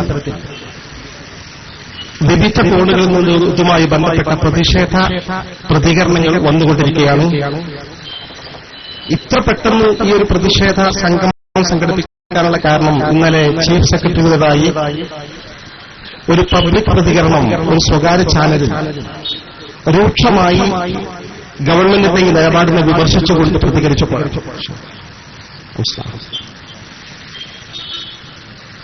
വന്നരായ തങ്ങളവர்கள் സൂചിപ്പിച്ചതുപോലെ ഈ ഭാഷയുടെയും സർവകലാശാലയുടെയും പ്രസക്തി സമൂഹത്തിലുള്ള നാനാ തുറകളിൽപ്പെട്ട ആളുകൾക്ക് ബോധ്യപ്പെട്ട സാഹചര്യത്തിലാണ് കക്ഷി രാഷ്ട്രീയത്തിനും ജാതി മത ചിന്തകൾക്കും അതീതമായി എല്ലാ വിഭാഗം ആളുകളും അറബിക് സർവകലാശാലയുടെ ആവശ്യകത ഊന്നിപ്പറഞ്ഞുകൊണ്ട് പ്രതികരണങ്ങൾ നടത്തിക്കൊണ്ടിരിക്കുന്നത്.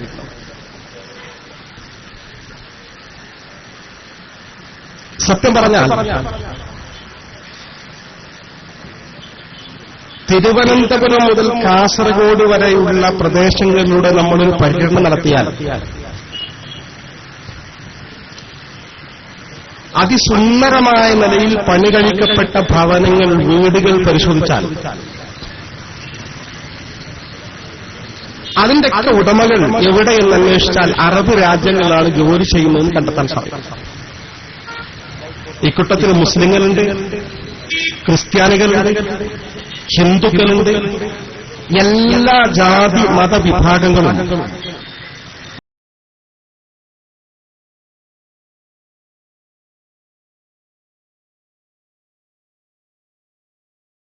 ഗൾഫ് തൊഴിൽ ചെയ്തുകൊണ്ടാണ് ശതമാനം ആളുകൾ മാത്രമാണ് നമ്മുടെ നാട്ടിൽ അറബ് രാജ്യങ്ങളിൽ ഇന്ന് ജോലി ചെയ്തുകൊണ്ടിരിക്കുക.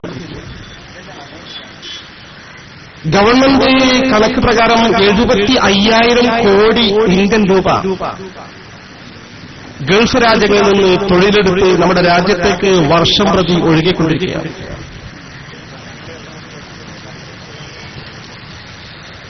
വ്യാവസായിക രംഗത്തിൽ തങ്ങൾ സൂചിപ്പിച്ചതുപോലെ ഇംഗ്ലീഷും ഫ്രഞ്ച് ഭാഷയും കഴിഞ്ഞാൽ ലോകത്തെ ഏറ്റവും കൂടുതൽ വിനിമയം ചെയ്യപ്പെടുന്ന ഭാഷ അറബിക്കാണെന്ന് വിലയിരുത്തപ്പെടുന്നു. എന്ന് മാത്രമല്ല, ഐക്യരാഷ്ട്രസഭ ഏറ്റവും ഉയർന്ന 6 അന്താരാഷ്ട്ര ഭാഷകളിൽ ഒന്നായി അറബിക്കിനെ കണക്കാക്കുന്നു.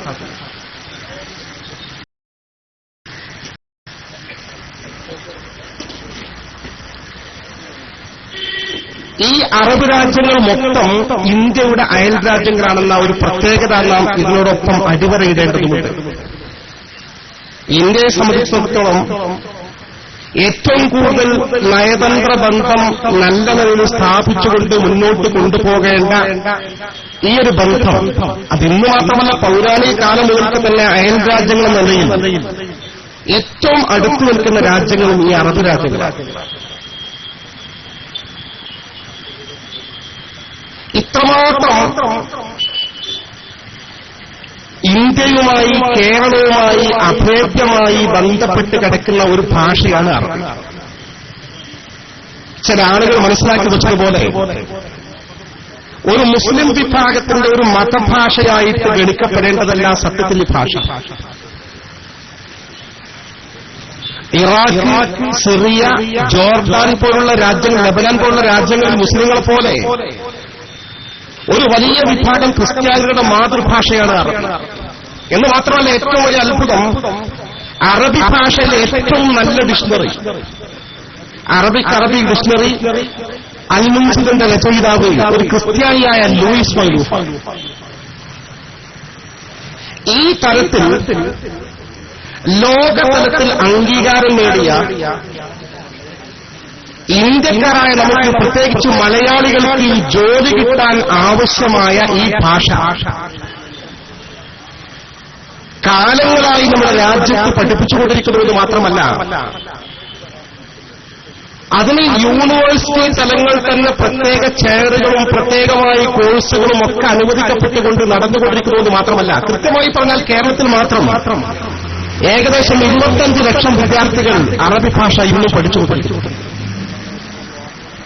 ഗവൺമെന്റ് എല്ലാവിധ സൗകര്യവും ഈ ഭാഷയുടെ പ്രാധാന്യം മനസ്സിലാക്കിക്കൊണ്ട് കാലങ്ങളായി നൽകിക്കൊണ്ടിരിക്കുകയും ചെയ്യുന്നുണ്ട്. ഒരു സുപ്രഭാതത്തിൽ ഈ ഭാഷയ്ക്ക് പ്രാധാന്യം കൽപ്പിക്കപ്പെട്ടതല്ല. ചരിത്രപരമായി പരിശോധിച്ചാൽ 3000 വർഷങ്ങളായി അറബികളും കേരളവും തമ്മിൽ അഭേദ്യമായ വാണിജ്യ ബന്ധം നിലനിൽക്കുന്നു. അതിന്റെ ഭാഗമായി ആ ഭാഷയുടെ സ്വാധീനം പോലും മലയാള ഭാഷയിൽ പ്രകടമായി കാണാൻ സാധിക്കുന്നുവെന്ന് കണ്ടെത്തിയിട്ടുണ്ട്.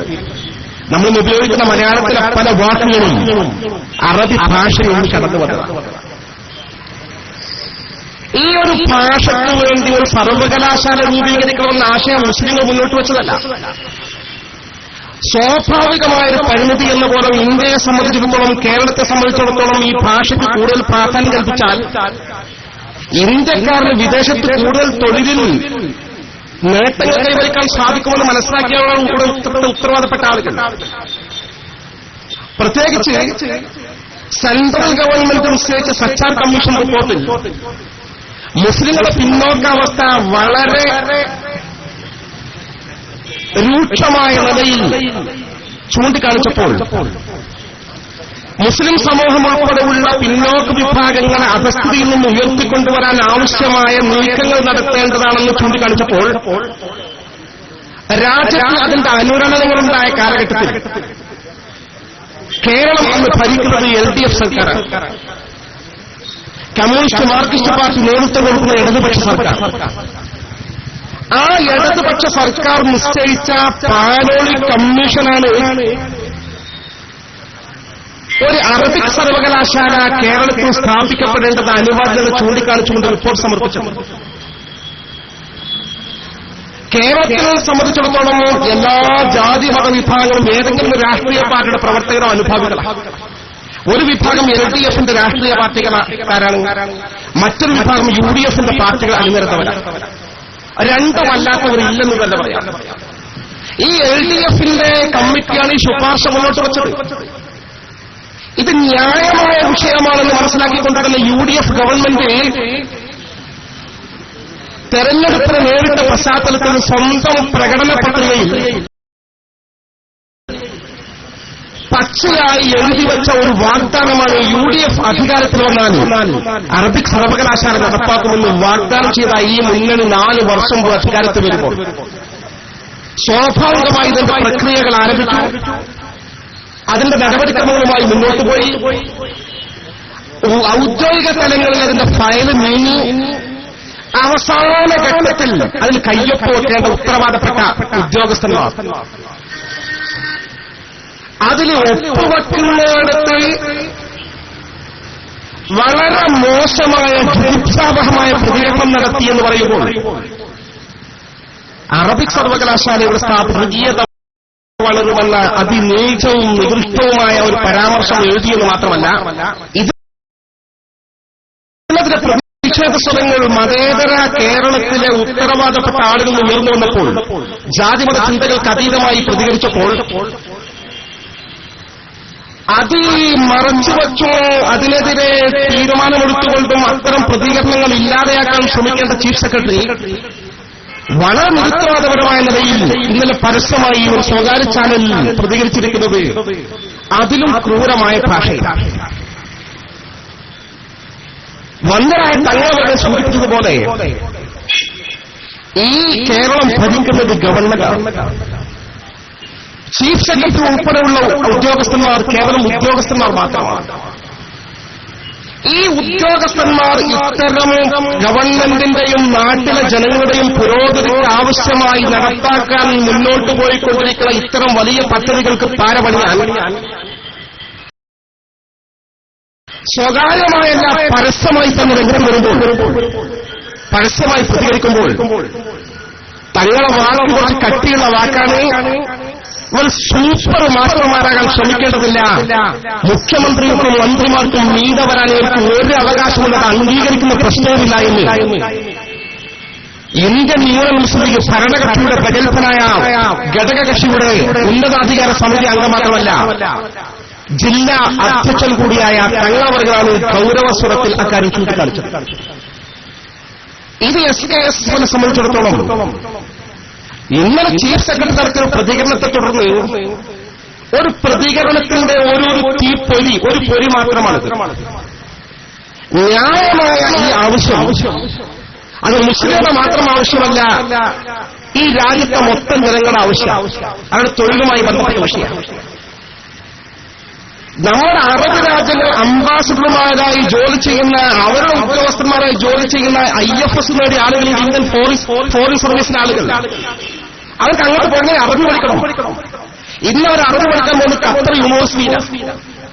ആ സൗകര്യങ്ങൾക്ക് ഇവിടെ ചെയ്തു കൊടുത്ത് രാജ്യത്തിന് വികാസം ഉണ്ടാക്കാനുള്ള ശ്രമം നടത്തുമ്പോൾ അതിനെതിരെ ചില നിക്ഷിപ്ത താൽപര്യങ്ങളിൽ വെച്ചുകൊണ്ട് പാരപണിയുള്ള ഉദ്യോഗസ്ഥന്മാർക്കെതിരെ മൗനം പാലിക്കുന്ന മുഖ്യമന്ത്രി ഉൾപ്പെടെയുള്ള ഭരണകക്ഷി നേതാക്കന്മാർ അക്ഷന്തവ്യമായ അനാസ്ഥയാണ് കാണിക്കുന്നത്. മുഖ്യമന്ത്രി ഈ വിഷയത്തിൽ പ്രതികൊണ്ട് ഈ ക്രമാനം ഇത്തരം ഉദ്യോഗസ്ഥന്മാരെ ചവറ്റുകൊട്ടയിലേക്ക് വലിച്ചെറിഞ്ഞുകൊണ്ട് ധീരമായി തീരുമാനം നടപ്പാക്കണമെന്ന് ആവശ്യപ്പെടുന്നുണ്ട്. ഞാൻ എന്റെ വാക്കിന് വിരാമം കൊടുക്കുകയാണ്. അസ്സലാമു അലൈക്കും.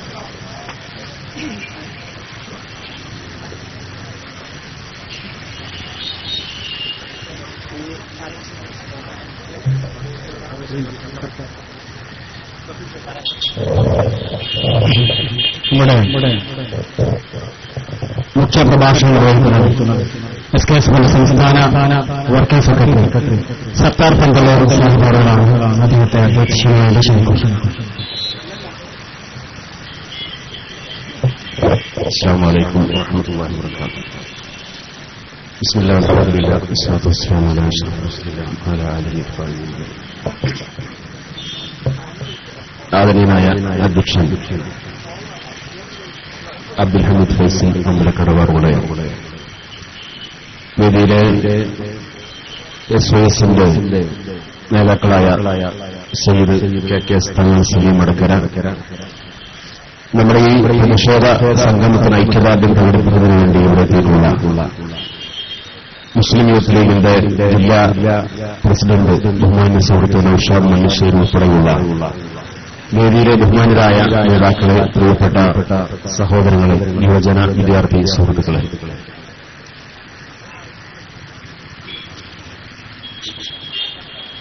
നമ്മുടെ സംസ്ഥാനത്ത് സ്ഥാപിക്കുമെന്ന് പ്രഖ്യാപിച്ചിട്ടുള്ള നിർദ്ദിഷ്ട അന്താരാഷ്ട്ര അറബിക് സർവകലാശാലയുടെ അത് യാഥാർത്ഥ്യമാക്കുന്നതിന് തടസ്സം നിൽക്കുന്ന രീതിയിലുള്ള ചില ബോധപൂർവമായ വിവാദങ്ങൾ നമ്മുടെ നാട്ടിൽ കടന്നുവന്ന സാഹചര്യത്തിലാണ് കേരളത്തിലെ ജനങ്ങൾ, മുസ്ലിങ്ങൾ മാത്രമല്ല, ഈ നാടിന്റെ പുരോഗതി ആഗ്രഹിക്കുന്ന ഓരോ കേരളീയനും വളരെ ആവേശപൂർവ്വം കാത്തിരുന്ന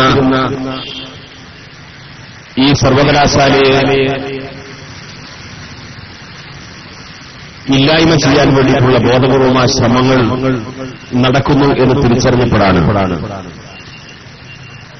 സമൂഹത്തിന്റെ വ്യത്യസ്ത തലങ്ങളിൽ നിന്ന് ഇതേപോലെ വിവിധങ്ങളായ പ്രതിഷേധ പരിപാടികളുമായി ഇന്ന് കേരളീയ സമൂഹം വളരെയധികം സജീവമായിരിക്കുന്നു. ഇവിടെ നേരത്തെ സൂചിപ്പിച്ചതുപോലെ അറബി ഭാഷയെ, പ്രത്യേകിച്ച് അറബി യൂണിവേഴ്സിറ്റിയെ ഒരു മതത്തിന്റെയും സമുദായത്തിന്റെയും പേരിൽ അവതരിപ്പിച്ചുകൊണ്ട് അതൊരു പ്രത്യേക ജനവിഭാഗത്തിന് മാത്രം നേട്ടമുണ്ടാക്കാനുള്ള, അതിന് കൃത്രിമമായി കുറെ എതിരാളികളെ സൃഷ്ടിച്ച് അതില്ലായ്മ ചെയ്യാൻ സർക്കാരിന്റെ ഉത്തരവാദപ്പെട്ട കേന്ദ്രങ്ങൾ തന്നെ ശ്രമിച്ചു എന്നതാണ് വളരെ ഗൌരവപൂർവ്വം നമ്മൾ കാണേണ്ട വസ്തുത. ഒരിക്കലും ഒരു മതത്തിന്റെയോ സമുദായത്തിന്റെയോ പേരിൽ ഈ വിഷയം കേരളത്തിൽ ചർച്ച ചെയ്യപ്പെട്ടിട്ടേയില്ല. നേരത്തെ ഇവിടെ സൂചിപ്പിച്ചതുപോലെ പലപ്പോഴും അറബി ഭാഷയ്ക്ക് പുരോഗതി ഉണ്ടാകുന്ന പല സംവിധാനങ്ങളെയും പ്രതികൂലമായ നിലപാട് സ്വീകരിച്ച LDF സർക്കാരാണ് പാലോളി കമ്മീഷന്റെ നിർദ്ദേശാനുസരണം ഇങ്ങനൊരു സർവകലാശാല ഇവിടെ വിഭാവന ചെയ്യുന്നത്. ഒരിക്കലും ഒരു സമുദായ താൽപര്യമാണ് അതിന്റെ പിന്നിലെന്ന് ആർക്കും ആരോപിക്കാൻ കഴിയില്ല. അതിനുശേഷം ഇവിടെ ഏതെങ്കിലും സമുദായ പാർട്ടികളോ മതസംഘടനകളോ ആവശ്യപ്പെട്ടതിന്റെ അടിസ്ഥാനത്തിലല്ല. ഐക്യജനാധിപത്യ മുന്നണി കഴിഞ്ഞ തെരഞ്ഞെടുപ്പിലെ പ്രകടന പത്രികയിൽ വിഭാവന ചെയ്ത കേരളീയർക്ക് വാഗ്ദാനം ചെയ്ത സംഗതിയാണ് ഈ അറബി സർവകലാശാല. UDF ഗവൺമെന്റ് വന്നതിന് ശേഷം അത് സംബന്ധമായി പഠിച്ച് റിപ്പോർട്ട് സമർപ്പിക്കാൻ വേണ്ടി ഒരു ഉന്നത വിദ്യാഭ്യാസ സമിതിയെ നിയോഗിച്ചു. കേരളത്തിനകത്തും പുറത്തും വിദേശത്തുമുള്ള അറബി ഭാഷയെ പരിപോഷിപ്പിക്കുന്നതിനാവശ്യമായ വിദ്യാഭ്യാസ സംരംഭങ്ങളെക്കുറിച്ച് വളരെ ദീർഘമായ അന്വേഷണങ്ങൾ നടത്തി അതിന്റെ റിപ്പോർട്ട് സമർപ്പിച്ചു. ഒരുപക്ഷെ 1-2 ആഴ്ചകൾക്കിടയിൽ നടക്കാനിരിക്കുന്ന ക്യാബിനറ്റ് യോഗത്തിൽ അത് യാഥാർത്ഥ്യമാക്കുന്നതുമായി ബന്ധപ്പെട്ട പ്രഖ്യാപനം പ്രതീക്ഷിച്ചുകൊണ്ടിരിക്കുന്ന സന്ദർഭത്തിലാണ് വളരെ ബോധപൂർവം കേരളത്തിന്റെ ചീഫ് സെക്രട്ടറിയുടെ പേരിൽ ഇവിടെ പലരും പ്രസംഗിച്ചതും നമ്മുടെ മാധ്യമങ്ങൾക്കിടയിൽ ചർച്ച ചെയ്യപ്പെട്ടുകൊണ്ടിരിക്കുന്നതും കേരളത്തിന്റെ ചീഫ് സെക്രട്ടറിയും അതേപോലെ ധനകാര്യ വകുപ്പിന്റെ അഡീഷണൽ ചീഫ് സെക്രട്ടറിയുമാണ് ഇതിന് തുടക്കുവെക്കാൻ ആവശ്യമായ നോട്ട് എഴുതിയത് എന്നാണ് നമ്മൾ കേൾക്കുന്നതും വായിക്കുന്നതും. പക്ഷേ നമ്മുടെ മുഖ്യമന്ത്രിയോ അല്ലെങ്കിൽ ധനകാര്യ വകുപ്പ് മന്ത്രിയോ അറിയാതെ നോട്ട് എഴുതുന്നവരല്ല, അങ്ങനെ അവരറിയാതെ നോട്ട് എഴുതി പോയതാണ് എന്ന് വിശ്വസിക്കാൻ മാത്രം കേരളീയർ വിഡ്ഢികളല്ല എന്ന് ഇവർ മനസ്സിലാക്കണം. ഇവരുടെ മൗനസമ്മതത്തോടുകൂടി ഇവരുടെ അറിവോടുകൂടി തന്നെയാണ് ഈ ചീഫ് സെക്രട്ടറി ഇത്തരത്തിലുള്ള അപകടകരമായ പരാമർശങ്ങൾ ആ നോട്ടിൽ എഴുതിയത്.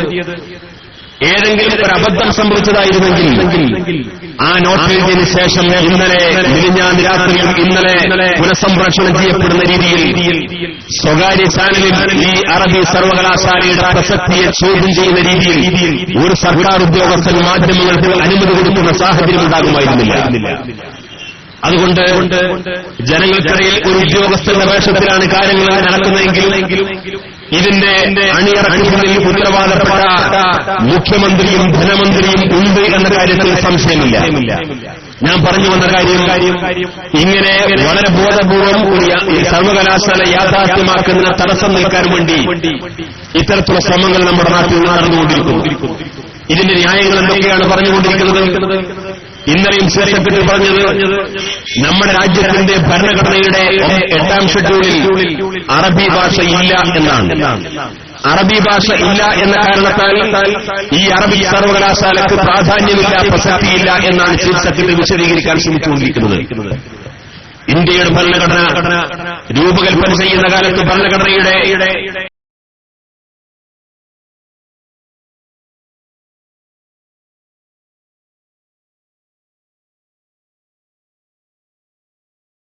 8ാം ഷെഡ്യൂളിൽ 16 ഭാഷകളാണുള്ളത്. അതിനുശേഷം രാജ്യത്തിന്റെ ഭരണഘടന വ്യത്യസ്തമായ പോലുമില്ല, ഇംഗ്ലീഷ് ഭാഷ പോലുമില്ല. ആ ഇംഗ്ലീഷ് ഭാഷയെ മാറ്റി നിർത്തിക്കൊണ്ട് നമ്മുടെ ഭരണ സംവിധാനത്തിൽ മുന്നോട്ട് കൊണ്ടുപോകാൻ കഴിയുമോ? ആ ഇംഗ്ലീഷ് ഭാഷയെ മാറ്റി നിർത്തിക്കൊണ്ട് ഇവിടുത്തെ വിദ്യാഭ്യാസ രംഗത്ത് മുന്നോട്ട് കൊണ്ടുപോകാൻ കഴിയുമോ? അപ്പൊ ഭരണഘടനയുടെ 8ാം ഷെഡ്യൂളിന്റെ പേര് പറഞ്ഞുകൊണ്ട് അറബി ഭാഷ അതിലില്ല എന്ന് പറഞ്ഞ് നമ്മുടെ രാജ്യത്തിന്റെ വ്യത്യസ്ത സംസ്ഥാനങ്ങളിൽ പ്രാദേശികമായി ഉപയോഗപ്പെടുത്തുന്ന ലിപിയുള്ളതും ഇല്ലാത്തതുമായിട്ടുള്ള നാട്ടുഭാഷകളും കാട്ടുഭാഷകളും ഉൾപ്പെടുന്ന ഭാഷകൾ മാത്രമാണ് ഈ 22 ഭാഷകളിലൂടെ ഭരണഘടനയുടെ 8ാം ഷെഡ്യൂളിൽ രേഖപ്പെടുത്തിയിട്ടുള്ളൂ. ഇംഗ്ലീഷ് ഭാഷ പോലും ഇല്ലാത്ത ആ 8ാം ഷെഡ്യൂളിന്റെ പേര് പറഞ്ഞുകൊണ്ടാണ് ഇതിനെ ഉടക്കിടാൻ വേണ്ടി ചീഫ് സെക്രട്ടറിയുടെ പേരിൽ ഇവിടുത്തെ ഭരണകൂടം ശ്രമിച്ചുകൊണ്ടിരിക്കുന്നത്. രണ്ടാമത്, ഇവിടെ അറബി ഭാഷ പഠിച്ചു കഴിഞ്ഞാൽ ഇവിടെ വർഗീയതയുണ്ടാകും, വിഭാഗീയതയുണ്ടാകും, സാമുദായിക സ്പർദ്ധയുണ്ടാകുമെന്ന് അദ്ദേഹം ഇവിടെ പരാമർശിച്ചിരിക്കുന്നു. ഇന്ത്യ രാജ്യത്തെ ഏറ്റവും കൂടുതൽ അറബി ഭാഷ പഠിക്കുന്ന സംസ്ഥാനം കേരളമാണ്. ഇന്ത്യ രാജ്യത്തെ ഏറ്റവും കൂടുതൽ അറബി ഭാഷയ്ക്ക് പഠിക്കാനുള്ള സംവിധാനമുള്ളത് കേരളമാണ്. പ്രാഥമികമായ 3 or 4 വയസ്സ് മുതൽ ഉന്നതമായ വിദ്യാഭ്യാസ മേഖലയിലേക്ക് കടന്നു ചെന്നാൽ ആവശ്യമായിട്ട് വിധം സ്വകാര്യ മേഖല ഉൾപ്പെടെ ഇവിടെ അന്താരാഷ്ട്ര തലത്തിൽ പോലും വലിയ മാതൃകയാ യോഗ്യമായ രീതിയിൽ യൂണിവേഴ്സിറ്റികൾ പോലും അറബി തലത്തിൽ പഠിപ്പിച്ചുകൊണ്ടിരിക്കുന്ന കേരളമാണ്. നമ്മുടെ സംസ്ഥാനത്തെ, നമ്മുടെ രാജ്യത്തെ പ്രധാനപ്പെട്ട സംസ്ഥാനമാണ് കേരളം. ആ കേരളത്തിൽ അറബി ഭാഷ പഠിച്ചതിന്റെ പേരിൽ ഒരു സാമുദായിക കലാപമുണ്ടായതായിട്ട് ചീഫ് സെക്രട്ടറിക്ക് ഉത്തരവാദപ്പെട്ട ആളുകൾക്ക് ചൂണ്ടിക്കാണിക്കാൻ കഴിയുമോ? അറബി ഭാഷ പഠിച്ചു എന്ന കാരണത്താൽ ഇവിടെ എവിടെയെങ്കിലും വർഗീയതയുണ്ടായി എന്ന് ചൂണ്ടിക്കാണിക്കാൻ കഴിയുമോ? പക്ഷേ ഇതൊന്നും ശരിയല്ല എന്നറിയുന്ന ആളുകൾ തന്നെയാണ് ഇവിടെ വലിയ ജനാധിപത്യത്തിന്റെയും മതേതരത്തിന്റെയും ഒക്കെ അപ്പോസ്തലന്മാരായി രംഗപ്രവേശനം ചെയ്തുകൊണ്ടിരിക്കുന്ന ആളുകളാണ്. ഈ അറബി ഭാഷയ്ക്ക് ഒരു യൂണിവേഴ്സിറ്റി വന്നാൽ ഇവിടെ ഏതെങ്കിലും ഒരു ജനവിഭാഗം പുരോഗതി പ്രാപിക്കുമെന്നാണ് നിങ്ങൾ അതിനെ കണക്കുകൂട്ടുന്നതെങ്കിൽ അറബി ഭാഷ പഠിച്ചാൽ, അറബിക്ക് യൂണിവേഴ്സിറ്റി വന്നാൽ ഈ രാജ്യത്തെ ഏതെങ്കിലും ഒരു ജനവിഭാഗത്തിനോ മതവിഭാഗത്തിനോ മാത്രമുള്ള പുരോഗതിയല്ല. ഇന്ത്യ രാജ്യത്ത് കേരളത്തിന് പോലും അതിന്റെ സമ്പദ്ഘടനയ്ക്ക് വരെ വലിയ കുതിച്ചുചാട്ടമുണ്ടാക്കാൻ കഴിയാവുന്ന വലിയൊരു പദ്ധതിയാണ് ഇത് എന്ന് മനസ്സിലാക്കിക്കൊണ്ട് വേണം ഈ യാഥാർത്ഥ്യബോധത്തോടുകൂടി വേണം ഇതിനെ സമീപിക്കാനെന്ന് ഇത്തരം ആളുകളോട് വളരെ വിനയപൂർവ്വം അഭ്യർത്ഥിക്കാൻ ഞങ്ങൾ ഈ അവസരം ഉപയോഗപ്പെടുത്തുകയാണ്. കേരള ഗവൺമെന്റ് ഓരോ വർഷവും ബജറ്റ് അവതരിപ്പിക്കാറുണ്ട്. ആ ബജറ്റിൽ കോടിക്കണക്കിന് രൂപ ഓരോ പദ്ധതികൾക്കും നീക്കിവെക്കാറുണ്ട്. നീക്കിവെച്ച തുക മുഴുവനും ചെലവഴിക്കപ്പെടാറില്ലെങ്കിൽ പോലും കോടികളുടെ ബജറ്റ് അവതരിപ്പിക്കാറുണ്ട്. പക്ഷേ ഓരോ വർഷവും നമ്മുടെ സംസ്ഥാനത്ത് സർക്കാർ അവതരിപ്പിക്കപ്പെടുന്ന ബജറ്റ് തുകയേക്കാൾ എത്രയോ ഇരട്ടി സംഖ്യയാണ് പ്രവാസികളിലൂടെ നിക്ഷേപമായി നമ്മുടെ കേരളം സ്വീകരിച്ചുകൊണ്ടിരിക്കുന്നത്. സ്മാർട്ട് സിറ്റിക്ക് ആവശ്യമായ പണവും സംവിധാനവും സൗകര്യം ചെയ്യാൻ അറബികൾ വേണം, അറബി നാടുകൾ വേണം. ഈ രാജ്യത്തിന്റെ പുരോഗതിക്ക് വേണ്ടി പ്രവാസി ധനാഢ്യന്മാരായിട്ടുള്ള നിക്ഷേപകർ ആവശ്യമുണ്ട്. പക്ഷേ ഈ രാജ്യത്തിന്റെയും നാടിന്റെയും പുരോഗതിക്ക് ഏറ്റവും വലിയ സംഭാവന അർപ്പിക്കാവുന്ന ഒരു ഭാഷയുടെ പുരോഗതിക്ക് വേണ്ടി ഒരു യൂണിവേഴ്സിറ്റി സ്ഥാപിക്കാൻ അത് മുസ്ലിങ്ങളുടെ ആവശ്യപ്രകാരമല്ല, മതസംഘടനയുടെ ആവശ്യപ്രകാരമല്ല, സാമുദായിക സംഘടനയുടെ ആവശ്യപ്രകാരമല്ല.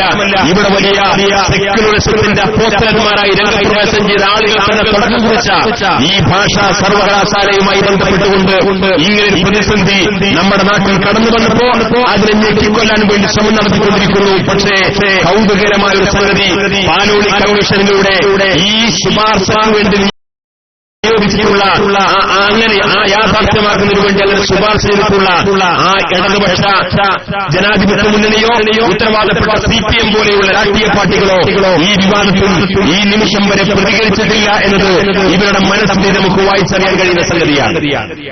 അവര് കൊണ്ടുവരാൻ ശ്രമിച്ച യൂണിവേഴ്സിറ്റിയാണ്, അവര് ശുപാർശ ചെയ്ത യൂണിവേഴ്സിറ്റിയാണ്. പക്ഷേ ഈ മതത്തിന്റെയും വർഗീയതയുടെയും സാമുദായികതയുടെ ഒക്കെ പേരിൽ പറഞ്ഞുകൊണ്ട് ഈ സംവിധാനത്തെ ഞെക്കിക്കൊല്ലാൻ വേണ്ടി ശ്രമിച്ചുകൊണ്ടിരിക്കുമ്പോ അത് വിഭാവന ചെയ്ത ആളുകൾ പോലും വളരെ ബോധപൂർവ്വം മൗനം പാലിച്ചുകൊണ്ടിരിക്കുന്നതിന്റെ അർത്ഥം മനസ്സിലാക്കാൻ പ്രബുദ്ധരായ കേരളീയർക്ക് സാധിക്കുമെന്ന് എല്ലാവരും മനസ്സിലാക്കേണ്ടതുള്ളതാണ്. ഞാൻ ദീർഘമായിട്ട് സംസാരിക്കുന്നില്ല. ഇവിടെ ഒരു മതത്തിന്റെ പേരിൽ ചാർത്തപ്പെടേണ്ടതില്ല, ഒരു സമുദായത്തിന്റെ പേരിൽ ചാർത്തപ്പെടേണ്ടതില്ല.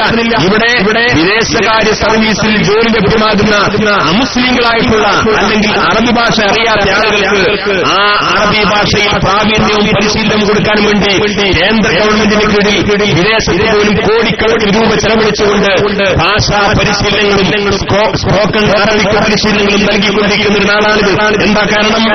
എന്താണ് കാരണം? അവർക്ക് വിദേശകാര്യ സർവീസിൽ ജോലി ചെയ്യണമെങ്കിൽ അവരിവിടുന്ന് പഠിച്ച ഹിന്ദി അവിടെ ഉപയോഗപ്പെടുത്താൻ കഴിയുന്നില്ല, അവരിവിടെ പഠിച്ച ഇംഗ്ലീഷ് ഭാഷ അവിടെ ഉപയോഗപ്പെടുത്താൻ കഴിയുന്നില്ല. അവിടെ അവരുടെ ഡ്യൂട്ടി ഉത്തരവാദിത്ത ബോധത്തോടുകൂടി നിർവഹിക്കണമെങ്കിൽ അവർക്ക് അറബി ഭാഷ അറിയണം.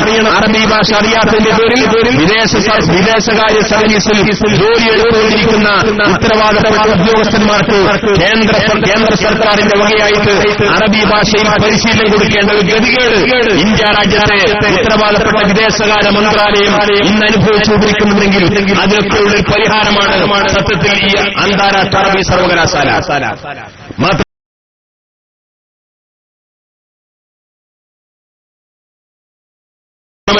ഈ അറബി സർവകലാശാല വിഭാവന ചെയ്യുന്ന ശ്രമങ്ങളും മറുഭാഗത്ത് അറബി സർവകലാശാല വന്നു കഴിഞ്ഞാൽ സ്വാഭാവികമായും ഇവിടെയുള്ള വ്യത്യസ്ത സർക്കാർ കോളേജുകളിലുള്ള അറബി കോഴ്സുകളെല്ലാം ഈ അറബിക് സർവകലാശാലയിലേക്ക് വരും. അങ്ങനെ ഈ അറബിക് സർവകലാശാലയിലേക്ക് കോഴ്സുകളൊക്കെ വന്നു കഴിഞ്ഞാൽ നിലവിലുള്ള സർക്കാർ കോളേജുകളിലോ മാനേജ്മെന്റ് കോളേജുകളിലോ അറബി പഠനം അവസാനിക്കും.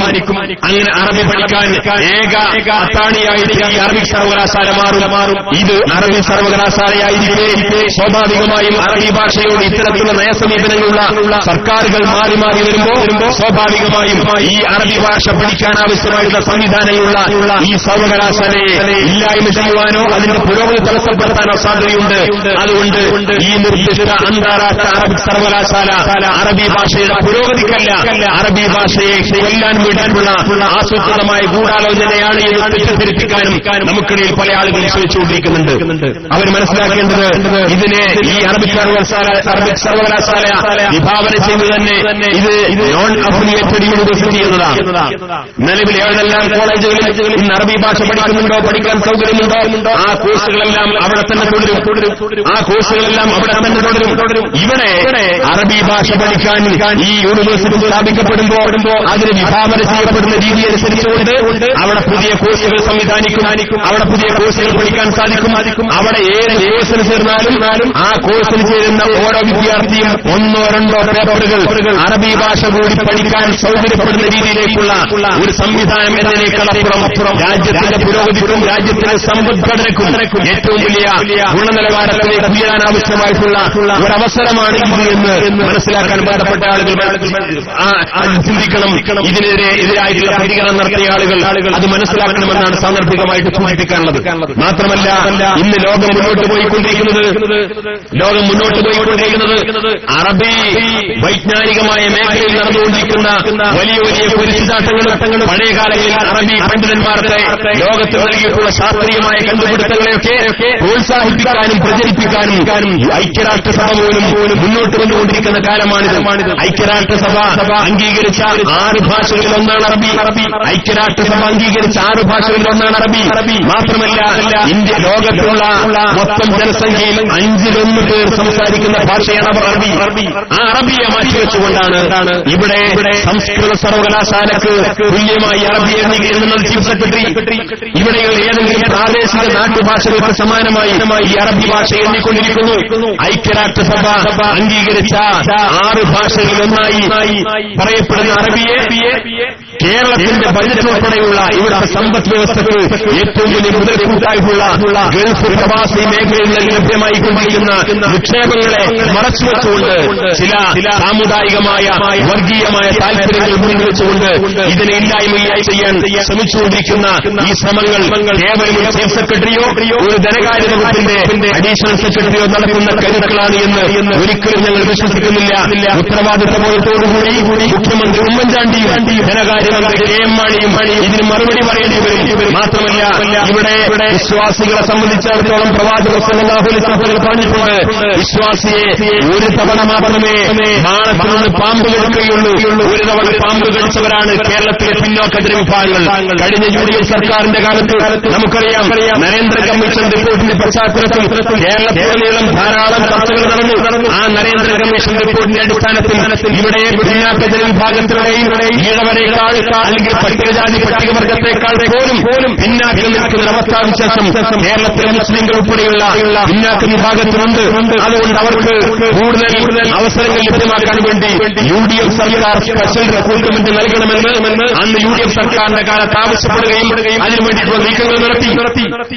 ആ സ്പെഷ്യൽ റിക്രൂട്ട്മെന്റുമായി ബന്ധപ്പെട്ട ചർച്ചകളും സമരങ്ങളും സന്നാഹങ്ങളും പ്രതിഷേധങ്ങളും ഒക്കെ നടക്കുമ്പോ അന്നത്തെ മുഖ്യമന്ത്രിയായിരുന്ന സാക്ഷാൽ ഉമ്മൻചാണ്ടി അത് പരിഗണിക്കാം, അതാവശ്യമായ കാര്യങ്ങൾ അനുഭാവപൂർവ്വം സ്വീകരിക്കാമെന്ന് പറഞ്ഞ് നീട്ടിക്കൊണ്ടുപോയി കഴിഞ്ഞ നിയമസഭാ തെരഞ്ഞെടുപ്പിന്റെ അവസാന നിമിഷം ആ തെരഞ്ഞെടുപ്പ് ഡിക്ലെയർ ചെയ്തതിന്റെ ഏതാനും മണിക്കൂറുകൾക്ക് മുമ്പ് ഒരു നരേന്ദ്ര കമ്മീഷൻ പാക്കേജ് പ്രഖ്യാപിച്ച് അന്ന് മുങ്ങിയ ആ ഉമ്മൻചാണ്ടിയെ കേരളീയ മറന്നിട്ടില്ല. ഈ ഏതാനും മാസങ്ങൾ മാത്രം നിയമസഭാ തെരഞ്ഞെടുപ്പിൽ ബാക്കി നിൽക്കുന്ന അതിനിടയിൽ തദ്ദേശ സ്വയംഭരണ തെരഞ്ഞെടുപ്പ് കൂടി വരാനിരിക്കുന്ന ഈ വളരെ കുടിച്ചായ സമയത്തിനകം ഈ അറബിക് സർവകലാശാലയുടെ പേരിൽ ഇത്തരത്തിലുള്ള വൃത്തികെട്ട വിവാദങ്ങൾ ഉണ്ടാക്കിയിട്ട് അവസാന നിമിഷം ഒരു സ്പെഷ്യൽ ഓഫീസർ വെച്ചുകൊണ്ട് ഇതാ അറബിക് സർവകലാശാല ഞങ്ങൾ യാഥാർത്ഥ്യമാക്കുമെന്ന് പറഞ്ഞ് കേവലം പ്രഖ്യാപനം നടത്തി വാചക കസർത്ത് നടത്തിക്കൊണ്ട് മുന്നോട്ട് പോയി ഈ ഭരണം അവസാനിപ്പിക്കാനാണ് പദ്ധതിയെങ്കിൽ കേരളത്തിലെ ജനങ്ങൾ പ്രബുദ്ധരാണ്. അതിനാവശ്യമായ പ്രതികരണങ്ങൾ നടത്താൻ മാത്രം കേരളത്തിലെ ജനങ്ങൾ അവർ ഉത്തരവാദിത്വം വിനിയോഗിക്കുമെന്ന് മാത്രം സാന്ദർഭികമായിട്ട് സൂചിപ്പിച്ചുകൊണ്ട് ഈ സമരം ഇത് സൂചനയാണ്. ഇന്ന് കേവലം 1,00,000 പേരുടെ ഇമെയിൽ SMS സംവിധാനത്തോടുകൂടി മുഖ്യമന്ത്രിക്ക് ആവശ്യം ഉന്നയിക്കാൻ വേണ്ടിയിട്ട് SKSF ആഹ്വാനം ചെയ്തു. അത് കേവലം SKSFന്റെ പ്രവർത്തകൻ മാത്രമല്ല, ആ അറബിക് സർവകലാശാല യാഥാർത്ഥ്യമാകണമെന്ന് ആഗ്രഹിക്കുന്ന മുഴുവൻ ആളുകളും അതിൽ പങ്കാളിത്തം വഹിച്ചു എന്ന് മാത്രമല്ല, ആ പങ്കാളിത്തം വഹിച്ചതിന്റെ ഫലമായി ഇന്ന് ഉച്ചക്ക് 1 മണിയോടുകൂടി മുഖ്യമന്ത്രിയുടെ IT സെല്ല് ഓഫീസിന്റെ അടച്ചുപൂട്ടേണ്ട ഗതികേട് വന്നിട്ടുണ്ടെങ്കിൽ അത് കേവലം IT സെല്ല് മാത്രമല്ല, മുഖ്യമന്ത്രിക്ക് തന്റെ തൊഴിലെടുക്കാൻ കഴിയാത്തതിനുള്ള ശക്തമായ പ്രതിഷേധവുമായി ഈ സംഘടന തിരിച്ചുവരുമെന്ന് മാത്രം സൂചന നൽകിക്കൊണ്ട് ഞാൻ എന്റെ വാദങ്ങൾ അവസാനിപ്പിക്കുന്നു. ഇതുമായി ബന്ധപ്പെട്ടുകൊണ്ട് ഈ യാഥാർത്ഥ്യമാകുന്നതുവരെ ഈ നിർദ്ദിഷ്ട അന്താരാഷ്ട്ര അറബിക് സർവകലാശാല യാഥാർത്ഥ്യമാകുന്നതുവരെ പ്രഖ്യാപനത്തിൽ ഊന്നിക്കൊണ്ടല്ല, അതിന്റെ ക്രിയാത്മകമായ നടപടിക്രമങ്ങളിലേക്ക് സംസ്ഥാന സർക്കാർ മുന്നോട്ട് വരുന്നതുവരെ ഇതുമായി ബന്ധപ്പെട്ട വ്യത്യസ്ത തലങ്ങളിലുള്ള വളരെ ശക്തമായ പ്രക്ഷോഭങ്ങളുമായി സംഘടന മുന്നോട്ട് വരുമെന്ന് സൂചന നൽകിക്കൊണ്ട് ഞാൻ അവസാനിപ്പിക്കുന്നു. നിങ്ങൾക്ക് നന്ദി.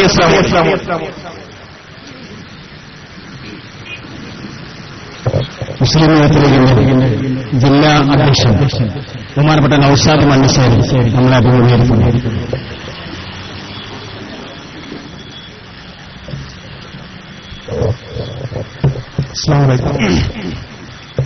വേദിയിലെ സർവാദരണീയരായ നേതാക്കളെ, സ്നേഹമുള്ള സഹപ്രവർത്തകരെ, പ്രിയപ്പെട്ട സഹോദരൻ, അറബിക് സർവകലാശാലയുടെ അനിവാര്യതയെക്കുറിച്ചും അതിന്റെ നിലവിലെ സാഹചര്യങ്ങളെക്കുറിച്ചുമൊക്കെ ഒരുപാട് പ്രഭാഷണങ്ങൾ ഇവിടെ നടന്നു. ഞാനത് വലിയ ദീർഘമായി അതിന്റെ ആഴങ്ങളിൽ ഇറങ്ങി സംസാരിക്കുന്നില്ല. അത് നമ്മൾ ശ്രദ്ധിക്കേണ്ട ഒരു പ്രധാനപ്പെട്ട കാര്യം, ഇപ്പൊ ചീഫ് സെക്രട്ടറി ഇന്നലെ നടത്തിയൊരു പരാമർശം, അതുപോലെ തന്നെ ധനകാര്യ വകുപ്പ് അഡീഷണൽ ചീഫ് സെക്രട്ടറിയുടെ ഫയലിലെ പരാമർശം, ഇതൊക്കെയാണ് ഇവിടെ സൂചിപ്പിച്ചതുപോലെ അത് ഗവൺമെന്റിന്റെ നയപരമായ ഒരു തീരുമാനമല്ല. ചീഫ് സെക്രട്ടറി ഇവിടെ ചീഫ് സെക്രട്ടറി ആയിട്ട് ചില കാര്യങ്ങൾ അതിൽ എഴുതിയെന്നുള്ളൂ.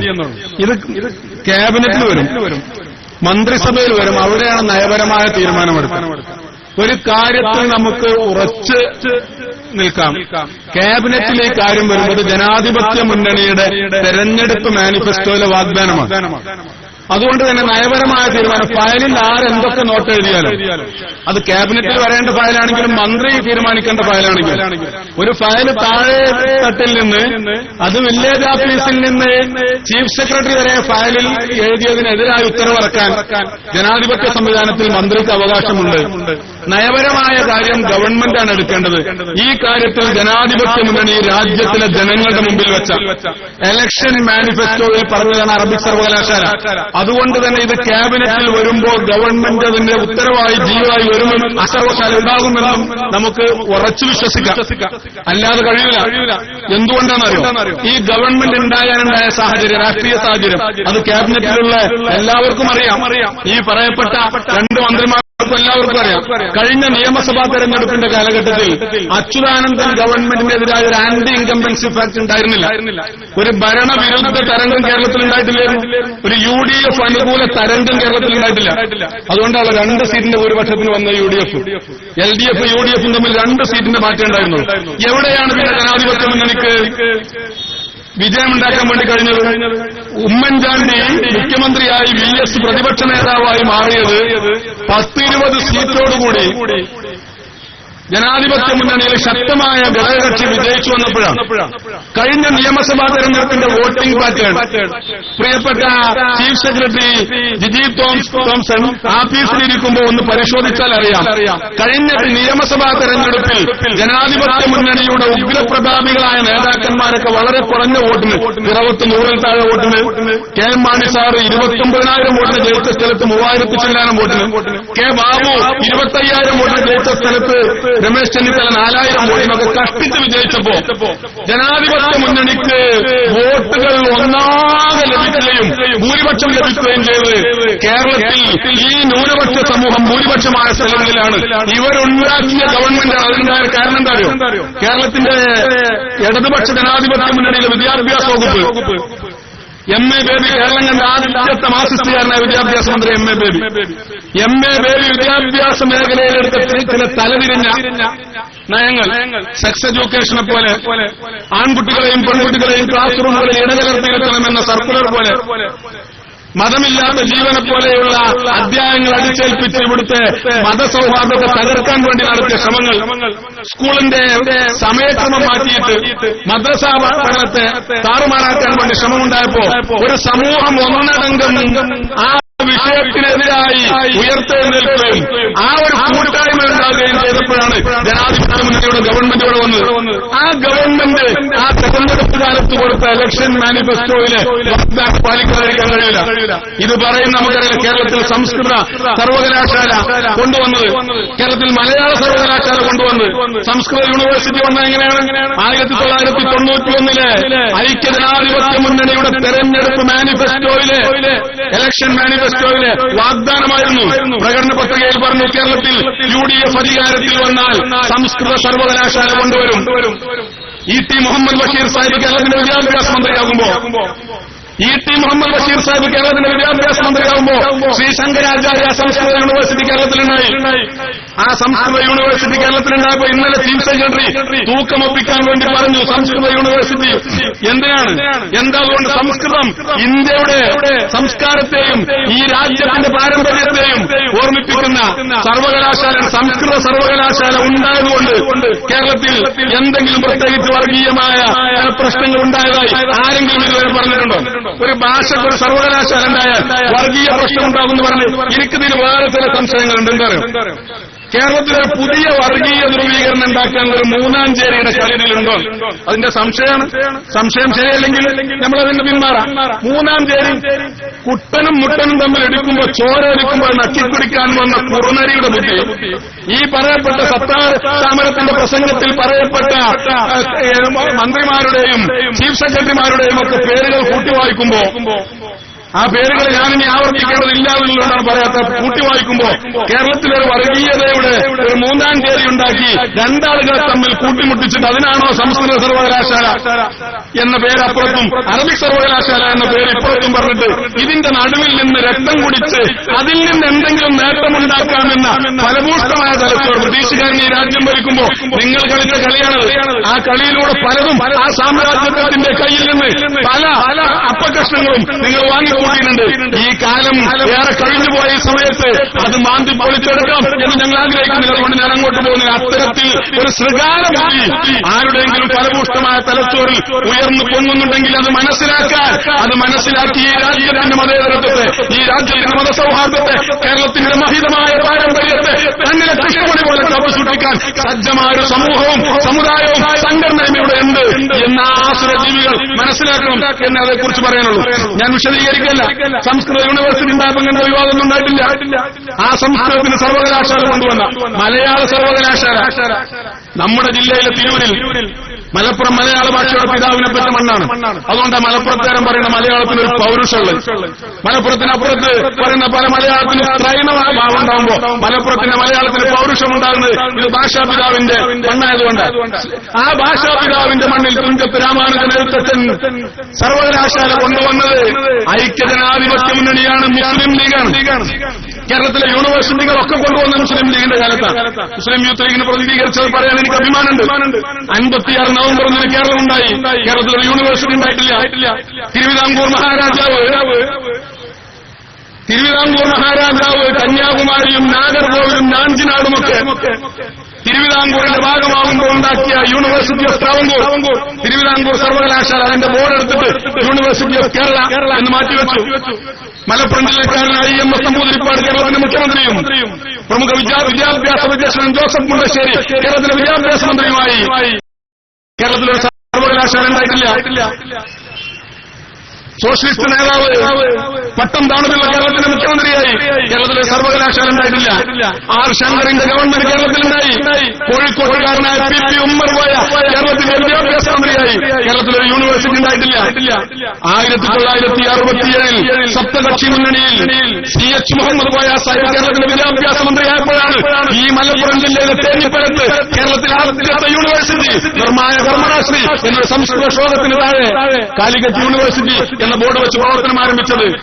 കേരള സംസ്ഥാനം രൂപീകരിച്ചതിന് ശേഷം ആദ്യത്തെ സർവകലാശാല കേരളത്തിൽ science and technology university, CUSAT Kochi ശാസ്ത്ര സാങ്കേതിക സർവകലാശാല. CH വിദ്യാഭ്യാസ മന്ത്രിയാകുമ്പോഴാണ് അന്ന് മലയാളിക്ക് സാങ്കേതിക വിദ്യാഭ്യാസം എന്താണെന്ന് അറിയില്ല. ടെക്നോളജി എന്ന വാക്ക് മലയാളി കേൾക്കുന്നതിന് മുമ്പ് കേരളത്തിൽ സയൻസ് ആൻഡ് ടെക്നോളജി സർവകലാശാല കൊണ്ടുവന്നു. കഴിഞ്ഞ ദിവസം ഇന്ത്യ രാജ്യത്തിന്റെ തലസ്ഥാന നഗരിയിൽ പോയി കേരളത്തിന്റെ ഭരണാധികാരികൾ ഇന്ത്യയിലെ ഏറ്റവും നല്ല ടെക്നിക്കൽ എഡ്യൂക്കേഷൻ ഹബ്ബായി മലയാളത്തെ തെരഞ്ഞെടുത്ത് അവാർഡ് വാങ്ങി അതിന്റെ അസ്ഥിവാരമിട്ടത് 1968 കുസാറ്റ് തുടങ്ങിയപ്പോഴാണ് കൊച്ചി ശാസ്ത്ര സാങ്കേതിക സർവകലാശാല. ആ സംഘടന തന്നെയാണ് വേദോപനിഷത്തുകളുടെ ഭാഷയ്ക്ക് സംസ്കൃത സർവകലാശാല കൊണ്ടുവന്ന്. ഞാൻ ചോദിക്കട്ടെ, MA ബേബി കേരളത്തിന്റെ വിദ്യാഭ്യാസ മന്ത്രിയായ സമയത്ത് മലയാള സർവകലാശാല ഉണ്ടായിട്ടില്ല. അതിനുവേണ്ടി പ്രവർത്തനം ഉണ്ടായിട്ടില്ല. ഇതിന് മുമ്പൊരു കാലത്ത് ഉണ്ടായിട്ടില്ല. മലയാള സർവകലാശാല മലയാള ഭാഷയെ സ്നേഹിക്കുന്നവരാണ് എല്ലാവരും. മലയാള സർവകലാശാല വന്നതുകൊണ്ട് എന്തെങ്കിലും കുറവോ എന്തെങ്കിലും പ്രയാസം ഉണ്ടായിട്ടുണ്ടോ? ഇല്ല. തിരൂരിൽ മലയാള സർവകലാശാല കൊണ്ടുവന്ന അതേ സംഘമാണ് പറയുന്നത്. തെരഞ്ഞെടുപ്പ് മാനിഫെസ്റ്റോയിൽ മലയാള സർവകലാശാല പറഞ്ഞതുപോലെ അറബിക് സർവകലാശാലയും പറഞ്ഞിട്ടുണ്ട്. സത്താർ താമരത്ത് സൂചിപ്പിച്ചതുപോലെ ലോകം മുഴുവൻ വ്യാപിച്ചു കിടക്കുന്ന ഇത് മുസ്ലിമീങ്ങളുടെ ഒരു മതഭാഷയാണ് എന്ന് പരിശുദ്ധ ഖുർആൻ സത്താർ പന്തല്ലൂരാണ്. അത് സാറില്ല. താമരത്ത് നമ്മുടെ സെക്രട്ടറിയാണ്. അത് ഇടയ്ക്ക് പറഞ്ഞു. അതെന്തുകൊണ്ടാരോ ഉസ്മാനും ഞാനുണ്ടാവും ഒരു സ്റ്റേജില്. അപ്പൊ ഇങ്ങനെ പറഞ്ഞ ശരിയായി. ഇപ്പൊ യോഗം കഴിഞ്ഞു വരാണ്. ഞാൻ വൈകിയത് അതുകൊണ്ടാക്കും. ഉസ്മാൻ താമരത്ത് ഇരിക്കുന്ന ഒരു സ്റ്റേജിൽ പ്രസംഗിച്ചിട്ട് വരാണ്. സത്താർ താമരത്തിൽ നമുക്കൊരു നേതാവുണ്ട്. അപ്പോ നായനാര് പറഞ്ഞ രണ്ടും കണക്കന്നെ. അറബി ഖുർആൻ അറബിയിൽ ആയതുകൊണ്ട് അത് മുസ്ലിങ്ങളുടെ മതഭാഷയാണ്. ഖുർആൻ ഇറങ്ങുന്നതിന് മുമ്പ് ചീഫ് സെക്രട്ടറി മലയാള നാടുമായിട്ട് അറബികൾക്ക് ബന്ധമില്ലേ? 1400 വർഷമല്ലായിട്ടുള്ളൂ ഖുർആൻ ഇറങ്ങിയിട്ട്. 1400-ലേറെ വർഷമല്ലായിട്ടുള്ളൂ. അതിലും എത്രയോ കൊല്ലം മുമ്പ്. ഇപ്പൊ അവിടെ പെട്രോളിയം കണ്ടു. ഇപ്പോഴല്ലേ നരേന്ദ്രമോദി അവിടെ പോയിട്ട് അപ്പ ക്ഷേത്രം കൊണ്ട എന്ന് പറഞ്ഞില്ലേ? അത് ഈ രാജ്യത്തിന്റെ വിദേശ നയത്തിന്റെ ഘടകവിരുദ്ധമായ നിലപാട്. അത്തരത്തിലുള്ള പ്രതികരണ രാജ്യത്തുണ്ടായില്ല. ഉണ്ടാവണം.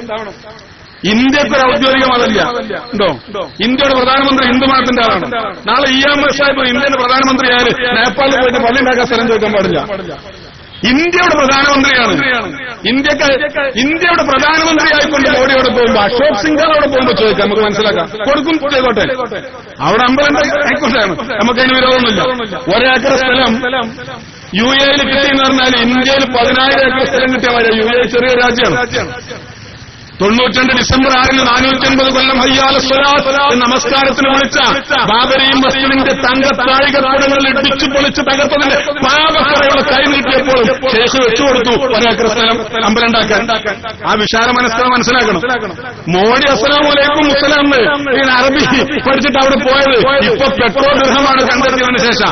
അതിന്റെ മുമ്പ് അവിടെ പട്ടിണിയും പരിവട്ടമായിരുന്ന കാലത്ത് ഈത്തപ്പനയിൽ നിന്ന് വിളവെടുക്കുമ്പോ ഈത്തപ്പഴവുമായി കാരക്കയുമായി ചാക്കിൽ കെട്ടി പായക്കപ്പലിൽ കോഴിക്കോട്ടങ്ങാടിയിൽ വന്നിട്ട് ആ മിഠായി തെരുവിൽ അതിന്റെ കച്ചവടം നടത്തിയിട്ട് അതിൽ നിന്ന് കിട്ടുന്ന ലാഭം കൊണ്ട് ഇവിടുന്ന് ചുക്കും കുരുമുളകും ഗ്രാമ്പുവും വാങ്ങിക്കൊണ്ടുപോയി ലോകത്തിന് കേരളത്തിന്റെ സുഗന്ധവ്യഞ്ജനങ്ങൾ പരിചയപ്പെടുത്തിയത്.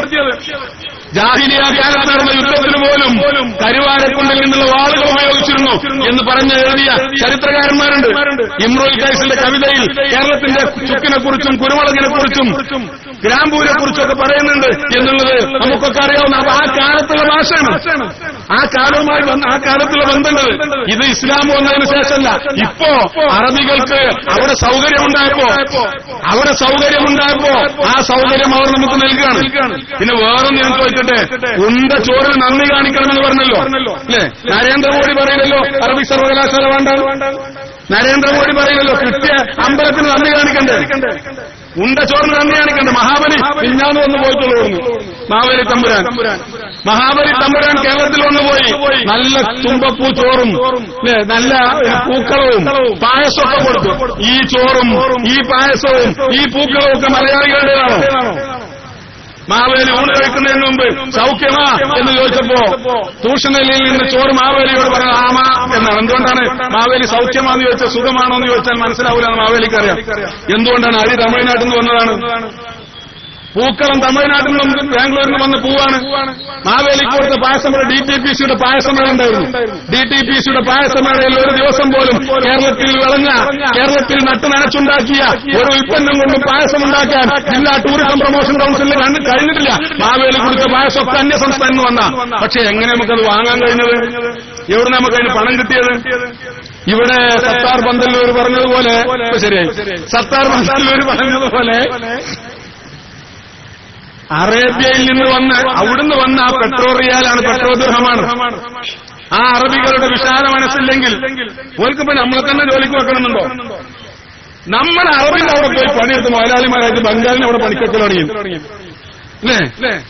നമുക്കതിന് ബംഗാളിക്ക് ഇവിടെ കൂലി കൊടുക്കാൻ നമ്മുടെ കയ്യിലവിടെ പണം. കഴിഞ്ഞ ഓണത്തിന് മുമ്പ് കേരള ഗവൺമെന്റ് UDF അങ്ങനത്തെ കുറെ നല്ല കാര്യം ചെയ്തു. കേരള ഗവൺമെന്റ് തൊഴിലില്ലായ്മ വേതനം കൊടുത്തു.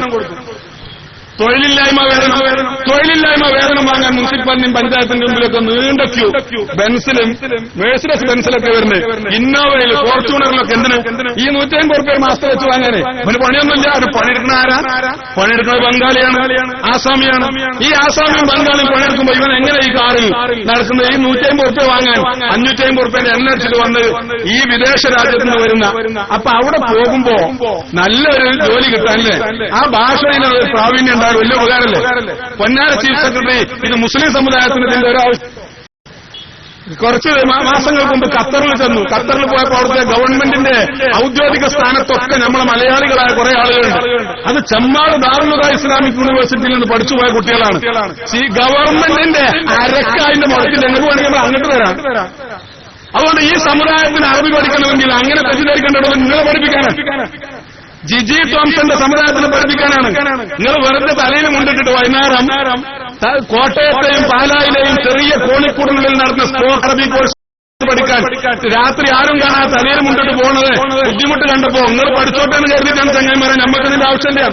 നമ്മൾ 1ാം ക്ലാസ്സിൽ മദ്രസിൽ 4 വയസ്സായ അലീഫ് എന്ന് പറഞ്ഞാൽ അവിടെ നിന്ന് അങ്ങോട്ട് തുടങ്ങിയാൽ പിന്നതിന്റെ അറബി ഭാഷയുടെ ഏതെല്ലാം ആഴങ്ങളുണ്ടോ ആ എല്ലാ ആഴങ്ങളിലും പോയി പഠിക്കാൻ അറബി സാഹിത്യവും സംസ്കാരവും ഒക്കെ കേരളത്തിൽ വളർന്ന അറബിക് യൂണിവേഴ്സിറ്റി ഉണ്ടായതുകൊണ്ടാണോ?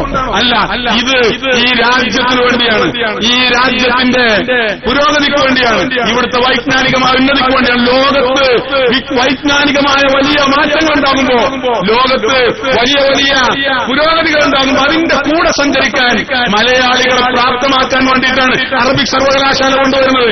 അതിൽ വർഗീയത കാണുന്നവന്റെ തല പരിശോധിച്ചിട്ട് ആ തലക്കുള്ള തകരാറെന്താണ് എന്ന് കണ്ടെത്തുക അല്ലാതെ അതിനൊരു വഴിയുമില്ല. ഞാൻ അവസാനിപ്പിക്കുന്ന ഒരു വാക്കുകൂടി, ഗവൺമെന്റിന്റെ നയപരമായ തീരുമാനമെടുക്കുക സർക്കാരിന്റെ ക്യാബിനറ്റിലാണ്. ക്യാബിനറ്റിൽ പങ്കെടുക്കുന്നവരാണ് ചീഫ് സെക്രട്ടറി. പക്ഷേ ചീഫ് സെക്രട്ടറി ക്യാബിനറ്റിൽ നയപരമായ കാര്യത്തിൽ അഭിപ്രായം പറയില്ല. അദ്ദേഹത്തിന്റെ അവിടുത്തെ ജോലി മിനിറ്റ്സ് എഴുതാനുള്ള. ക്യാബിനറ്റിൽ മന്ത്രിയല്ലാതെ പങ്കെടുക്കുന്ന ഒരേ ഒരാൾ ചീഫ് സെക്രട്ടറിയാണ്. അദ്ദേഹത്തിന് അവിടെ പണി എന്താണ്? മിനിറ്റ്സ് എഴുതുക എന്നുള്ളതാണ്. ആ മിനിറ്റ്സ് എഴുതുമ്പോ ഐക്യജനാധിപത്യ മുന്നണി ജനങ്ങൾക്ക് കൊടുത്ത വാഗ്ദാനം നയപരമായ തീരുമാനമായി സംസ്കൃത സർവകലാശാല സ്ഥാപിച്ച ഈ മുന്നണി, കേരളത്തിൽ ആദ്യത്തെ സർവകലാശാല കൊണ്ടുവന്ന ഈ സംഘടന, മലയാള സർവകലാശാല കൊണ്ടുവന്ന, മലപ്പുറത്ത് English and foreign language university കൊണ്ടുവന്ന ഈ UDFന് ജനാധിപത്യ മുന്നണിക്ക് അറിയാം നയപരമായ തീരുമാനമെടുക്കാൻ. അങ്ങനെ നയപരമായ തീരുമാനമെടുക്കുന്നതിലേക്കുള്ള ജനകീയമായ പിന്തുണയും ജനകീയമായ സമ്മർദ്ദവും എത്തിക്കാൻ ഇത്തരത്തിലുള്ള പ്രതിഷേധ പ്രചരണങ്ങൾ കൊണ്ട് സാധിക്കട്ടെ. അസ്സലാമു അലൈക്കും. നമ്മുടെ ഈ പരിപാടിയിൽ നമ്മുടെ സയ്യിദ് KK സംഘങ്ങൾ, അതുപോലെ തന്നെ സലീം അടക്കല തുടങ്ങിയ നേതാക്കന്മാരൊക്കെയുണ്ട്. സമയം അതിക്രമിച്ചിരിക്കുകയാണ്. ഈ പരിപാടിക്ക് നന്ദി പ്രകാശിക്കുന്നതിന് വേണ്ടി ജില്ലാ SKSFന്റെ ട്രഷറർ ബഹുമാനപ്പെട്ട ഷമീർ ഫൈസി അടങ്ങലയോട് അഭ്യർത്ഥിക്കുന്നു. അസ്സലാമു അലൈക്കും വറഹ്മത്തുള്ളാഹി വബറകാതുഹു. പ്രിയമുള്ള സഹപ്രവർത്തകരെ, അറബിക് സർവകലാശാലയ്ക്ക് വേണ്ടിയുള്ള നമ്മുടെ പോരാട്ടം തുടരും അറിയിച്ചുകൊണ്ട് ഈ വൈദ്യ വേളയിൽ പങ്കെടുത്ത മുഴുവൻ ആളുകൾക്കും നമ്മുടെ അഭിനന്ദനായ പാണക്കാട് സംസാരിക്കുന്ന ശഹാബ്ദങ്ങൾ, അതിനു സേവനക്കടവ്, സത്താർ പന്തലൂർ, പ്രിയപ്പെട്ട നൗഷാല മണശ്ശേരി തുടങ്ങി നമ്മുടെ മുഴുവൻ നേതാക്കൾക്കും സഹപ്രവർത്തകർക്കും നന്ദി അറിയിച്ചുകൊണ്ട് 3 സ്വലാത്തോടുകൂടി സംഗമം അവസാനിപ്പിച്ചത് അറിയിക്കുന്നു. സ്വല്ലല്ലാഹു അലൈഹി